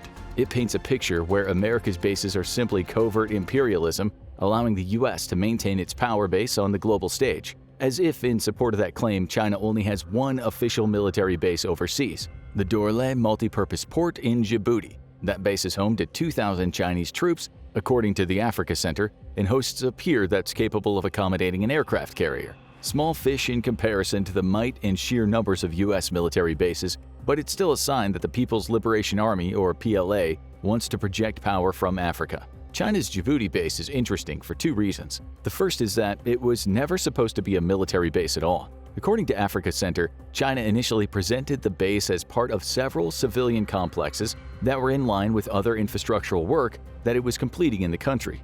Beijing claimed that the base wasn't really militaristic in nature. It was a, quote, support facility, with China's Ministry of Foreign Affairs pointing to China's contribution to counter-piracy missions in the Gulf of Aden as being the main reason for the base's existence. And to China's credit, it has participated heavily in these missions since 2008, allowing it to claim that it was sticking to its non-interference policy because the base isn't technically for the Chinese military. But it is. Back in 2015, China steadfastly refused to confirm or deny its plans to build a base in Djibouti, with the Reuters article again pointing to Beijing's desire to, quote, make a greater contribution to regional peace and stability as the reason for construction. A year later, the base was built and was playing host to a couple thousand Chinese troops. That's a far cry from China's claims that it doesn't want to build military bases abroad. And it's no coincidence that its Djibouti base happens to overlook the Bab el-Mandeb Strait in the Gulf of Aden. As the Council on Foreign Relations points out, that strait sees anywhere between 12.5% and 20% of global trade pass through it annually. Again, that lends credence to China's claims of the base existing for anti-piracy reasons. The location just so happens to allow them to keep an eye on about a fifth of the world's trade, as it offers protection. The establishment of the Djibouti base reflects China's general approach to building overseas bases. On one hand, it'll say that it doesn't want to have any military bases in other countries, while claiming the U.S. is acting imperialistically by constructing its own. On the other, it'll take advantage of the economic ties it has with other countries to establish a presence, though in Beijing's words, not a military one, in strategically advantageous territory. And if you doubt Djibouti's importance, just know that the U.S. has its own base in that country, Camp Lemonnier, just a few miles away from China's base. That base contains 4,000 personnel, making it easy to see China's base as a direct response to America's presence in Djibouti. American sources certainly believe that the Djibouti base is just the first in China's plans to establish a stronger presence overseas. In 2022, The Guardian published a report based on an analysis by a U.S. research institute called Data. The report said China will likely look to build similar bases in 3 locations: Equatorial Guinea, Pakistan, and Sri Lanka. The report also highlighted Ream in Cambodia as a possible location for a future base. All these bases would be naval, allowing China to extend the reach of its increasingly strong navy, and all would be placed in strategically advantageous positions in terms of China's ability to oversee commerce flowing through Asia and Africa. What's more, documents leaked from the Pentagon in 2023 indicate that China has resumed work on a military site it started building in the United Arab Emirates, or the UAE. The U.S. managed to put a halt to the construction back in 2021 by placing diplomatic pressure on the UAE's government. However, according to the Washington Post, construction resumed in 2023, with the base now having a complete perimeter wall and being connected to water and electricity networks. The Pentagon believes the upcoming base will serve as a logistics depot for the PLA, giving China another foothold in a strategically important region. That's not all. The same leaked documents reveal the existence of something China calls Project 141. According to the Pentagon, this project outlines the PLA's goal of establishing 5 military bases, along with 10 logistical platforms in different countries by the end of 2030. Djibouti was the first, the base in the UAE will likely be the second, and China's work on the naval base in Ream on behalf of Cambodia supposedly includes a contractual clause that reserves part of that base for exclusive Chinese use. For all of its claims of U.S. imperialism, Beijing is certainly active when it comes to establishing a military presence overseas, even if it's more covert about the true purpose of its bases. Still, when it comes to sheer numbers, the U.S. clearly comes out on top. It has over 170 overseas military bases, while China only officially has 1. And even with Beijing's plans for expansion into more locations, its presence will still pale in comparison to America's. That's not to say the states shouldn't be worried. China has been very clever about where it starts building its bases, and it's done enough on the cooperative front to make its host countries amenable to the idea of hosting Chinese troops. The Pentagon is well aware of this problem, with the report it delivered to Congress in 2020 highlighting that China is building bases with a dual function of serving military and civilian purposes, with the goal being to, quote, interfere with U.S. military operations and to support offensive operations against the United States, unquote. Beijing may not have as many bases as the U.S., but it is playing catch-up. And if the Pentagon's fears are true, it won't be long before China has bases set up in some very important locations. Of course, having bases doesn't mean much if we don't know about the makeup of those bases. What are they like? How many troops do they have stationed there? And what purposes do they serve? These are tough questions to answer, especially on America's side of the equation, given the number of bases it operates. As for China, the fact that it only has one official base means we can go more in depth on its specific composition and purpose. As we mentioned before, China's Djibouti base is believed to host up to 2,000 of Beijing's troops, but that's just the start. According to the East Asia Forum, the base is around 120 acres, meaning it easily compares to the larger American military bases in terms of sheer size and scope.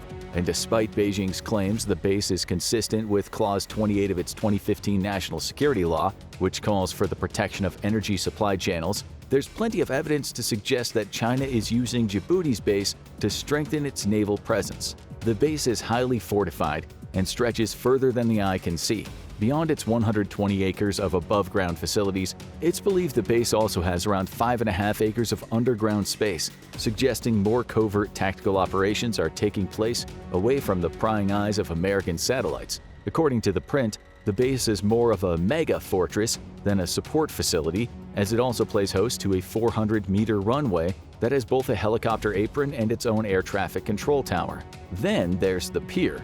Built in 2019, 3 years after the formation of China's Djibouti base, it may be the most obvious sign of Beijing's military ambitions. The pier measures 1,120 feet, with Forbes claiming that it's large enough to host a pair of Chinese aircraft carriers, alongside 4 nuclear submarines and a host of other warships. China may claim that these naval forces are needed to protect ships sailing through the Bab el-Mandeb Strait, but to many observers, these capabilities are overkill, with the real objective of these capabilities being protecting Beijing's naval power in an important strategic location. Still, it's just one base. And when it comes to direct comparisons, we're spoiled for choice with the United States. But the most obvious comparison would be to Camp Lemonnier, which is stationed just 6 miles away from China's Djibouti base and currently serves as the United States' sole permanent military base in Africa. Originally established as a garrison of the French Foreign Legion, Camp Lemonnier came under U.S. control in 2002 when Djibouti leased the facility, as well as the rights to use several neighboring port and airport facilities, to America. Like China's base, it overlooks the Bab el-Mandeb Strait and plays host to thousands of troops. It's also much larger than China's base. That's because the U.S. wasted no time in expanding the base as soon as it had the right to use it. According to the Commander Navy Region Eurafcent website, the U.S. signed an agreement with the Djiboutian government to expand the base from its original 88 acres to a staggering 500. That'll put it around 4 times the size of China's base when the extension is complete, though the work is estimated to cost $1.4 billion. Those expansion efforts over the last decade and a half have included the construction of an auxiliary support apron, a parallel taxiway, and in 2011 a drone apron to support the United States' Predator drones. According to Lee Neville's book Special Forces in the War on Terror, General Military, the base is also home to a secure compound that serves as mission central for a host of intelligence analysts and special operators who analyze the data collected by Predator drones as they conduct operations in several countries, including Yemen, Mali, and Somalia. The base also serves as a central hub for Special Forces operations, according to Neville. It's the headquarters of America's Special Operations Command and Control Element, Horn of Africa, or SACI HOA. That group oversees United States Special Operations Command, or SOCOM, units in operational and training missions throughout Africa. Add to that a host of U.S. Air Force assets, including a C-130J Hercules and an HC-130P Combat King, and the base is well stocked with forces that would likely be able to overcome those in China's neighboring base should fighting break out. Thankfully, it hasn't. However, the tensions between the two nations is growing. A year after China opened its Djibouti military base, America claimed that military-grade lasers originating from the base were being aimed at the eyes of its pilots when they departed on missions. China refuted the claims, insisting that it abides by international laws and would have no reason to use lasers on American pilots, so we ultimately seem to have a minor tit-for-tat battle between the bases. That's a far cry from what would happen if a war between the US and China started. Still, when comparing the two, it's clear the US comes out on top. It has a larger base staffed with more people, and it's pretty open about using that base to conduct special military operations throughout Africa. The access it has to neighboring ports and airports also means that China's construction of naval and air facilities in its own base are signs it's trying to play catch-up to what the US already has. But there is one wrinkle in America's Djibouti dominance. It doesn't own its Djibouti base. The country pays Djibouti $63 million in rent every year to operate the base, which it has the right to use until 2034, following the May 2014 extension of the lease. Right now, the US shows no signs of wanting to relinquish the base, as evidenced by its continued expansion. But what if China comes in with a much bigger offer than the US is capable of making when the lease runs out? Or what if Beijing can use its increasing influence in Djibouti, fueled by infrastructural projects, to convince the country's government that it doesn't need the US in the base? In a heartbeat, America could lose its sole African foothold, while China works to expand its influence. Of course, that's conjecture. With China's Djibouti base in place, it appears unlikely the states would allow any nation to stop it from maintaining its presence in the region. Additionally, China is in the same situation, with its base costing $20 million per year, with an option to renew its own lease for an additional 10 years in 2027. Perhaps that'll be the true military base conflict that we see arise in the coming years. When the leases run out, China may make counteroffers to Djibouti, with the US doing the same, with the ultimate beneficiary being a Djibouti government that can name its price for hosting both countries. None of this changes the fact that America's Djibouti base is bigger and better equipped than China's. And the bigger problem for China is that America's Djibouti base is small fries compared to some of the country's other overseas bases. Take Camp Humphreys for an example. Formed in the wake of the Mutual Defense Treaty that the US signed with South Korea in 1953, the base is still technically under construction. However, it'll be an enormous 3,538 acres, almost 30 times the size of China's sole overseas military base once it's completed. That base falls under the control of the US Army, though it also has a Marine presence. Or what about Thule Air Base? Though light on troops, this Greenland-based facility helps to facilitate 3,000 flights annually and is a staggering 233,000 acres. There's also Camp Hansen in Okinawa, Japan, which is a 12,000-acre base that's home to thousands of American Marines. It's also just one of 31 bases that the States has in Okinawa alone. Add America's domestic military bases into the mix, Fort Liberty alone hosts 57,000 members of the US military, and it's clear that the US is far ahead of China when it comes to bases. Still, China is clearly trying to establish a stronger international presence. It's just doing it in a different way than the US, where America forms strategic alliances based on militaristic power and a desire to ensure global peace. China focuses on building economic and infrastructural ties that may allow it to gain the leverage it needs to build more bases. We saw that in Djibouti. The country has benefited greatly from China's Belt and Road Initiative, or BRI, with the Observatory on Contemporary Crises estimating that China funnels up to $100 million per year into the country. With Chinese investment came Chinese influence, which certainly played a role in Djibouti allowing Beijing to set up a base in such close proximity to America's. That's a pattern we'll likely see repeated in the coming years. China enters a country under the auspices of benevolence, using its financial might to help with infrastructural projects, so it gains leverage it needs to campaign for forming a military presence in the country. It's a different approach that results in the same outcome as America's more direct militaristic offerings. But it's an approach that China needs to accelerate if it's going to come close to competing with the United States on the military base front. The simple fact is, America has more and bigger bases than China's sole Djibouti fortress. That could be a major problem for Beijing if war were to break out in the near future, as well as being a reason for China to hold off on any thoughts about fighting the US until it's established a much stronger overseas presence. With all that said, do you think China will ever be able to catch up to the United States when it comes to overseas military bases? Good news. The US and China are headed straight for a military clash, which means you'll soon be drafted, and Call of Duty will have new material for at least 20 more sequels. But while China's facing an uphill battle against the United States military, Some of the weapons it's bringing to the fight are a grave threat to American forces. YJ-12, YJ-18, and YJ-21 Eagle Strike anti-ship missile. The YJ-12 is China's standard anti-ship missile, and in a not-so-subtle nod to its intended targets, the missile was named Eagle Strike for its projected role in smashing American ships to pieces. The missile is mostly deployed by Chinese aircraft such as the J-10, J-11, J-16, and H-6 bomber, but has been adapted to be fired from some Chinese ships. The missile was in development as early as 2004, but has been active since at least 2015.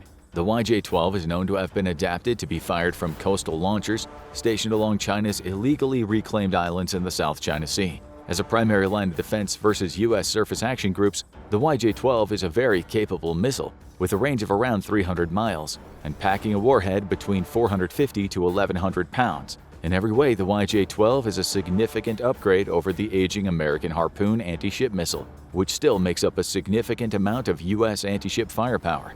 Unlike any American missile, though, the YJ-12 features the ability to conduct a short supersonic sprint once close to the target, boosting itself up as fast as Mach 4 in order to evade air defenses. This could give friendly forces less than a minute to act to an incoming threat, as the missile also flies low to the ocean and under the radar horizon of target ships. Meant to be fired in volleys, the YJ-12's ability to conduct supersonic sprints in the terminal phase means that the odds of a SAG defending itself from every incoming missile are low. The 300-mile range also allows the Chinese bombers to strike from far away, improving their odds of evading interception by American combat air patrol. The flexibility of being air-launched also allows the missile to be fired from multiple different vectors, further complicating defensive intercepts if coordinated together. Lastly, unless intercepted early, the YJ-12's ability to conduct a supersonic sprint means that incoming debris could still prove fatal to the crew and damaging to any ship caught in its path. If the YJ-12 has one weakness, it's that the missile cannot be deployed from vertical launch cells, limiting its deployment on surface vessels. However, that's not a problem for the YJ-18, which was designed from the onset to be carried aboard both surface and subsurface platforms, such as the Type 95 submarine, which will be equipped with vertical launch cells. The YJ-18 features a smaller warhead, anywhere between 310 to 660 pounds, and a lower speed, as it cruises at subsonic speeds toward its target. Its range is similar to the YJ-12, though limited by the fact that it cannot be deployed from the air. Like the YJ-12, though, the YJ-18 also conducts a supersonic sprint of up to Mach 3 when fired in anti-ship mode. The missile is widely believed to be heavily based on the Russian Caliber design, which might be bad news for China and good news for the U.S. As American-made Patriot air defense systems have shown in Ukraine, U.S. forces can easily intercept Caliber cruise missiles, though these are fired in high land attack trajectories and not in the same flight profile as an anti-ship missile would be. However, one thing that Patriot's operation in Ukraine has proven is that U.S. missile defense capabilities are likely far more formidable than we have previously been aware of. That's why China has gotten to work on a newer generation of anti-ship missiles, and leading the charge is the YJ-21. This hypersonic missile is almost a complete unknown.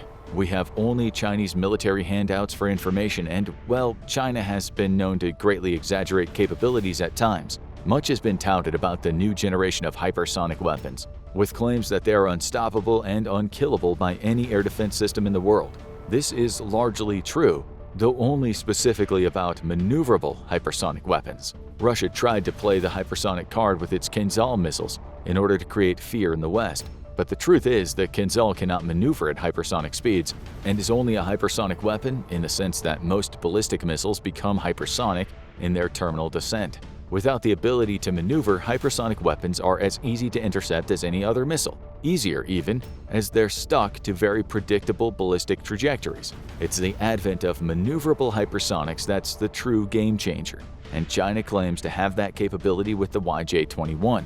However, modern hypersonic weapons are increasingly expensive weapons, with a very real possibility that America's current efforts could end up producing a $100 million hypersonic missile. That's just not the type of weapon you use on any normal target, as it would be prohibitively expensive, even for the seemingly bottomless U.S. military budget, to field a large quantity of them. However, if China has truly created a modern maneuverable hypersonic missile, then the price tag could be well worth it to sink a multi-billion-dollar U.S. aircraft carrier. Star Shadow Combat Drone. The future is drone.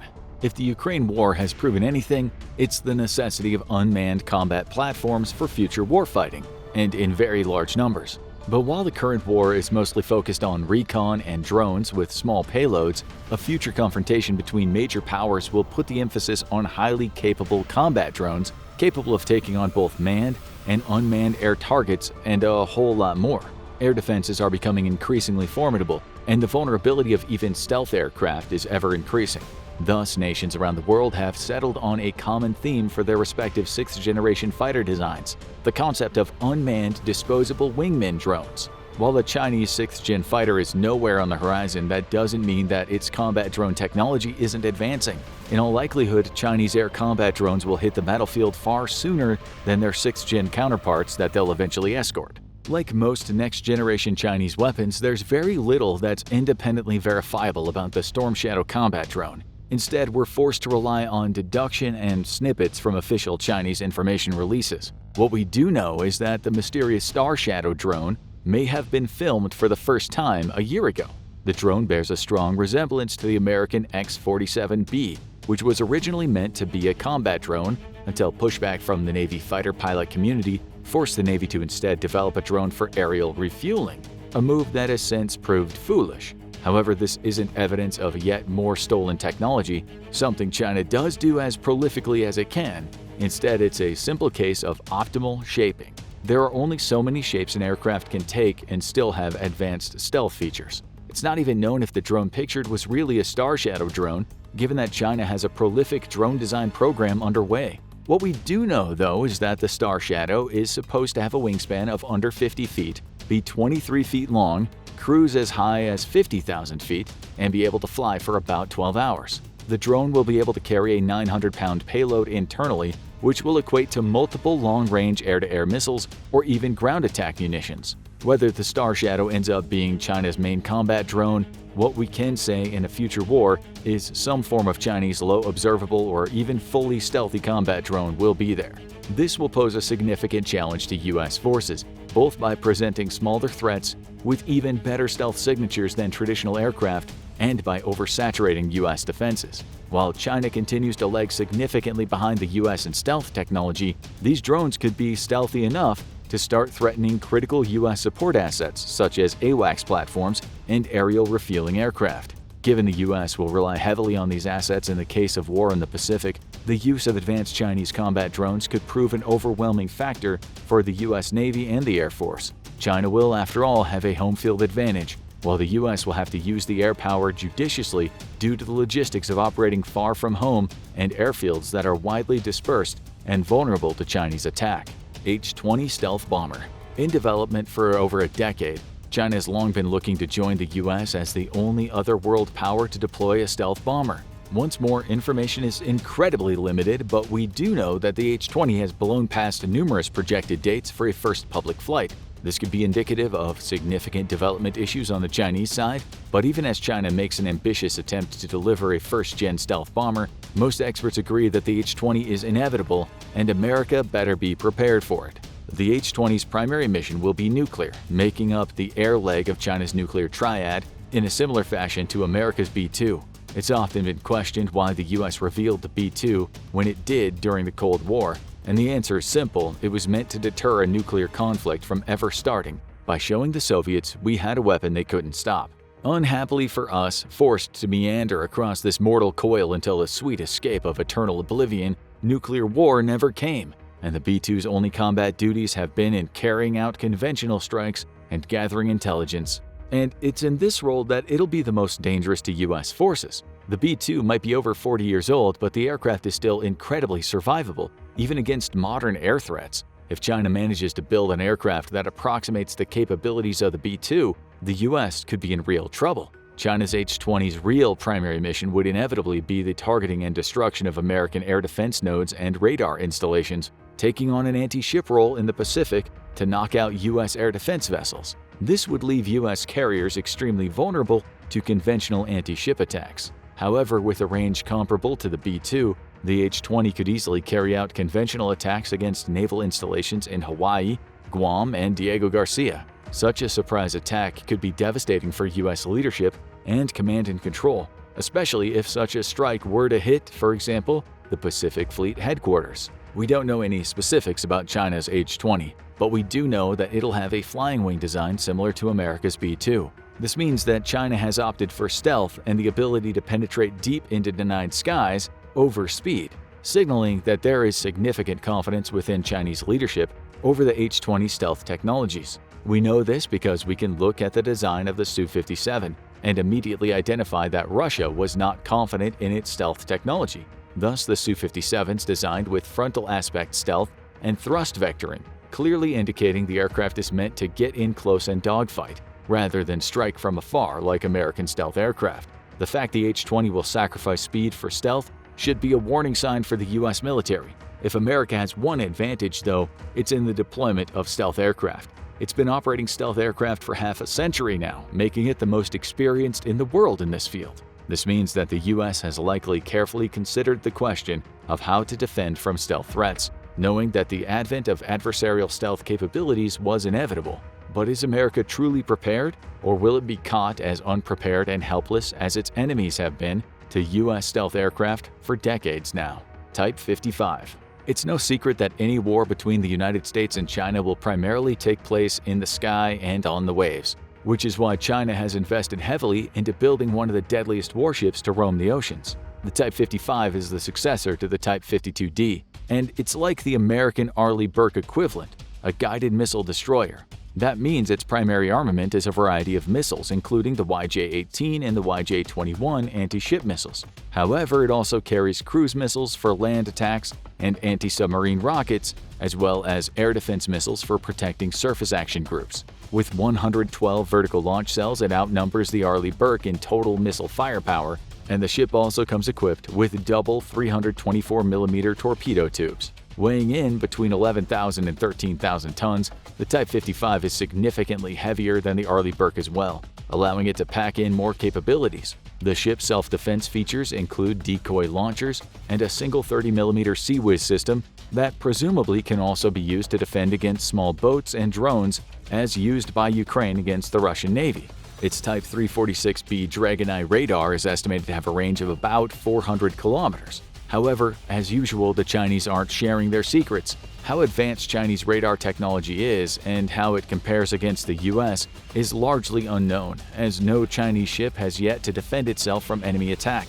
By comparison, US ships have routinely performed interceptions of incoming missiles, drones, and aircraft, including most recently running air cover in the Red Sea against Houthi-launched missiles and drones. Unlike the Arleigh Burke, though, the Type 55 features a stealth hull design in order to limit its radar and infrared signature. While not a true stealth ship like the US Zumwalt class, the Type 55 represents the future of most modern surface combatants, incorporating some stealth features without radical redesign.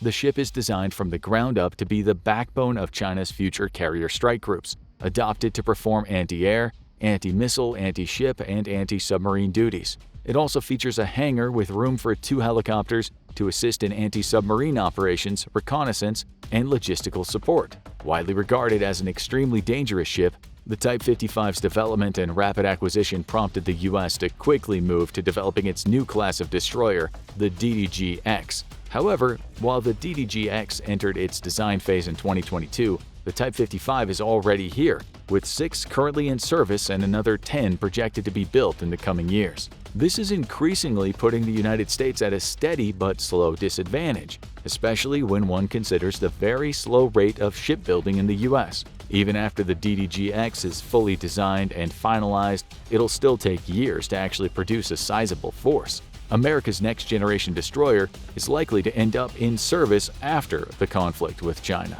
The Type 55 represents not just a significant surface threat, but the biggest problem facing the US Navy. China's shipyards have a total capacity of 23.2 million tons, compared to just 100,000 tons across all of America's shipyards. That's 232 times manufacturing advantage over America, and the reason the Chinese Navy is increasingly becoming a significant competitor to the US Navy in mass alone, if not capabilities. For now, the United States retains a significant advantage with more battle force missiles and a greater tonnage. But while US shipbuilding lags behind schedule by as much as a year or more, China's shipyards are putting out the equivalent of the entire French Navy every 4 years, and they don't seem set to slow down just yet. America's answer has been the Ghost Fleet, a fleet of unmanned vessels that are nearly fully autonomous. Already, the U.S. Navy is trialing 3 of these vessels across the Pacific, with plans to eventually field as many as 100 additional, smaller, unmanned ships to counteract China's swarm of ships. However, it remains to be seen how the Ghost Fleet will compare to modern Chinese carrier strike groups with the Type 55 running quarterback. J-20. Developed in the mid-2000s, the J-20 is China's first attempt at a stealth aircraft, and by most accounts, a successful one. While the J-20 may not compete with the F-22 or F-35 for stealth, it has been widely hailed as a low observable and very capable fighter that's going to pose some serious problems for the U.S. Air Force and the Navy. Much like Russia, China was aware that they were unlikely to be able to directly compete with the American 5th-generation offerings. China's aerospace sector is simply too inexperienced, and the nation has a significant problem when it comes to innovation. It's no secret China has enjoyed the benefits of much stolen technology from the West and Russia, and yet all that focus on industrial theft has left the nation underinvested in innovation and achieving its own breakthroughs. The addition of canards on the J-20 hints at its intended use in combat against America's growing 5th-gen fleet, as does the adoption of new engines that might eventually feature thrust vectoring similar to the Russian Su-57. Simply put, China isn't looking to field an all-aspect stealthy J-20 more in line with the American F-22 and F-35, but rather one that's low observable and stealthy from a head-on aspect. And that's probably going to suit China just fine in future combat. The J-20 is clearly designed to close the distance quickly and fight at close range, while remaining stealthy enough to threaten American support platforms like the AWACS and the aerial refuelers. Armed with the PL-15, the J-20 already outranges America's fighters armed with AIM-120s by as much as 20 kilometers. With its stealthy frontal aspect, J-20s could close the distance and seriously threaten vulnerable air assets and 4th-generation aircraft before turning around and beating feet back to the safety of fleet and shore-based air defense networks. Soon, though, the J-20 will carry the PL-21, which is the future upgrade to the PL-15, and will feature an even greater range, as much as 400 kilometers. With the ability to threaten aircraft from such significant ranges, and the advantage of fighting on home turf in any confrontation over the Pacific, China doesn't need to invest in an all-aspect stealth fighter the way the US does. This makes Chinese air fleets cheaper to build, acquire, and maintain, with an estimated 200 or so J-20s currently in active service and hundreds more expected to be procured. The biggest thing holding the J-20 back, though, was its engines. China has historically had great difficulties building modern engines, lagging significantly behind the West and even Russia. Underpowered and far less reliable than US engines, China's air fleet has suffered from range and availability limitations. However, the advent of the WS-15 could be changing that. A domestically produced engine, it's already been seen installed on J-20s, which observers have noted now require significantly less runway to become airborne. Engine specs are unknown given the tight operational security of the Chinese state, but historically we know that reliability has been one of the biggest hurdles to engine design for both the Chinese and the Russians. Before the WS-15, sortie rates would be significantly impacted due to a need for maintenance, especially after an initial surge period. Meanwhile, US engines have proven very reliable even during protracted combat surges. How the WS-15 will fare up in these conditions is unknown, but it's already a big step forward for China. With the WS-15, the J-20 now has the ability to super cruise and enjoys improved kinematic performance. This directly translates to a more dominant air superiority fighter, especially in close quarters, which is exactly where American stealth aircraft are weakest. The aircraft itself recently underwent an evolution as well, with the addition of new avionics, sensors, and even the use of new materials in its construction. Some Chinese sources have stated that the new J-20 may be the first contender for the title of a 5.5-generation fighter, though the Chinese media is known to regularly overstate capabilities. A twin-seat variant of the J-20 is also independently produced by its manufacturer as a demonstration project, Chengdu Aircraft Corporation. A twin-seat aircraft would likely be focused on enhanced electronic warfare capabilities and control of accompanying drone swarms, a job that it's known China is looking to adapt the J-20 for. However, the fact that the US is not looking to produce a twin-seat variant to the F-35 likely indicates that China still lags behind in key technologies, such as artificial intelligence, necessitating the addition of an extra crew member for EW and drone control. Regardless, with 200 J-20s in service and the fleet growing every year, this is an aircraft that's posed to give the U.S. Air Force and the Navy a headache in the case of a war. Type 003 Carrier. The Type 003 Fujian is a massive leap forward for the Chinese Navy and could pave the way for a fleet of advanced aircraft carriers to rival America's own. A newcomer to the aircraft carrier club, China's focus on aircraft carriers is based on two national defense priorities. The first is to be seen as a global power, impossible to do without aircraft carrier support. Modern carriers provide the necessary air wing for fleet defense and offense, without which a surface action group is very vulnerable to enemy air attack or limited in how it can project power inland. Aircraft carriers are such powerful tools of both war and diplomacy that whenever a global crisis happens, the very first question the US president asks is, "Where are the carriers?" Aircraft carriers lend legitimacy in a way that no other warship can do.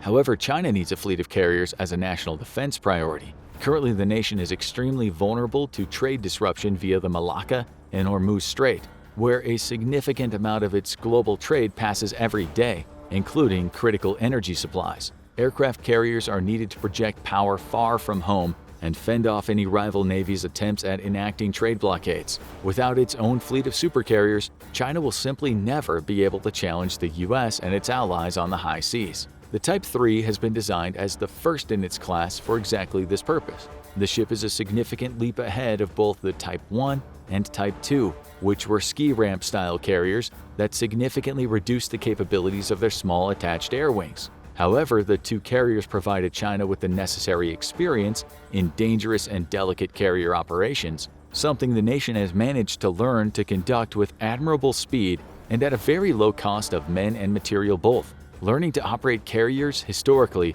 is a dangerous lesson.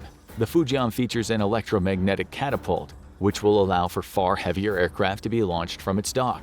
The ship completely skips a generation in launch capabilities by going straight to the EM launchers rather than more traditional steam launchers. This is a page right out of the Ford's playbook, but the fact that the carrier is conventionally powered and not nuclear-powered like the Ford has put into question just how many sorties the Fujian would be able to launch per day.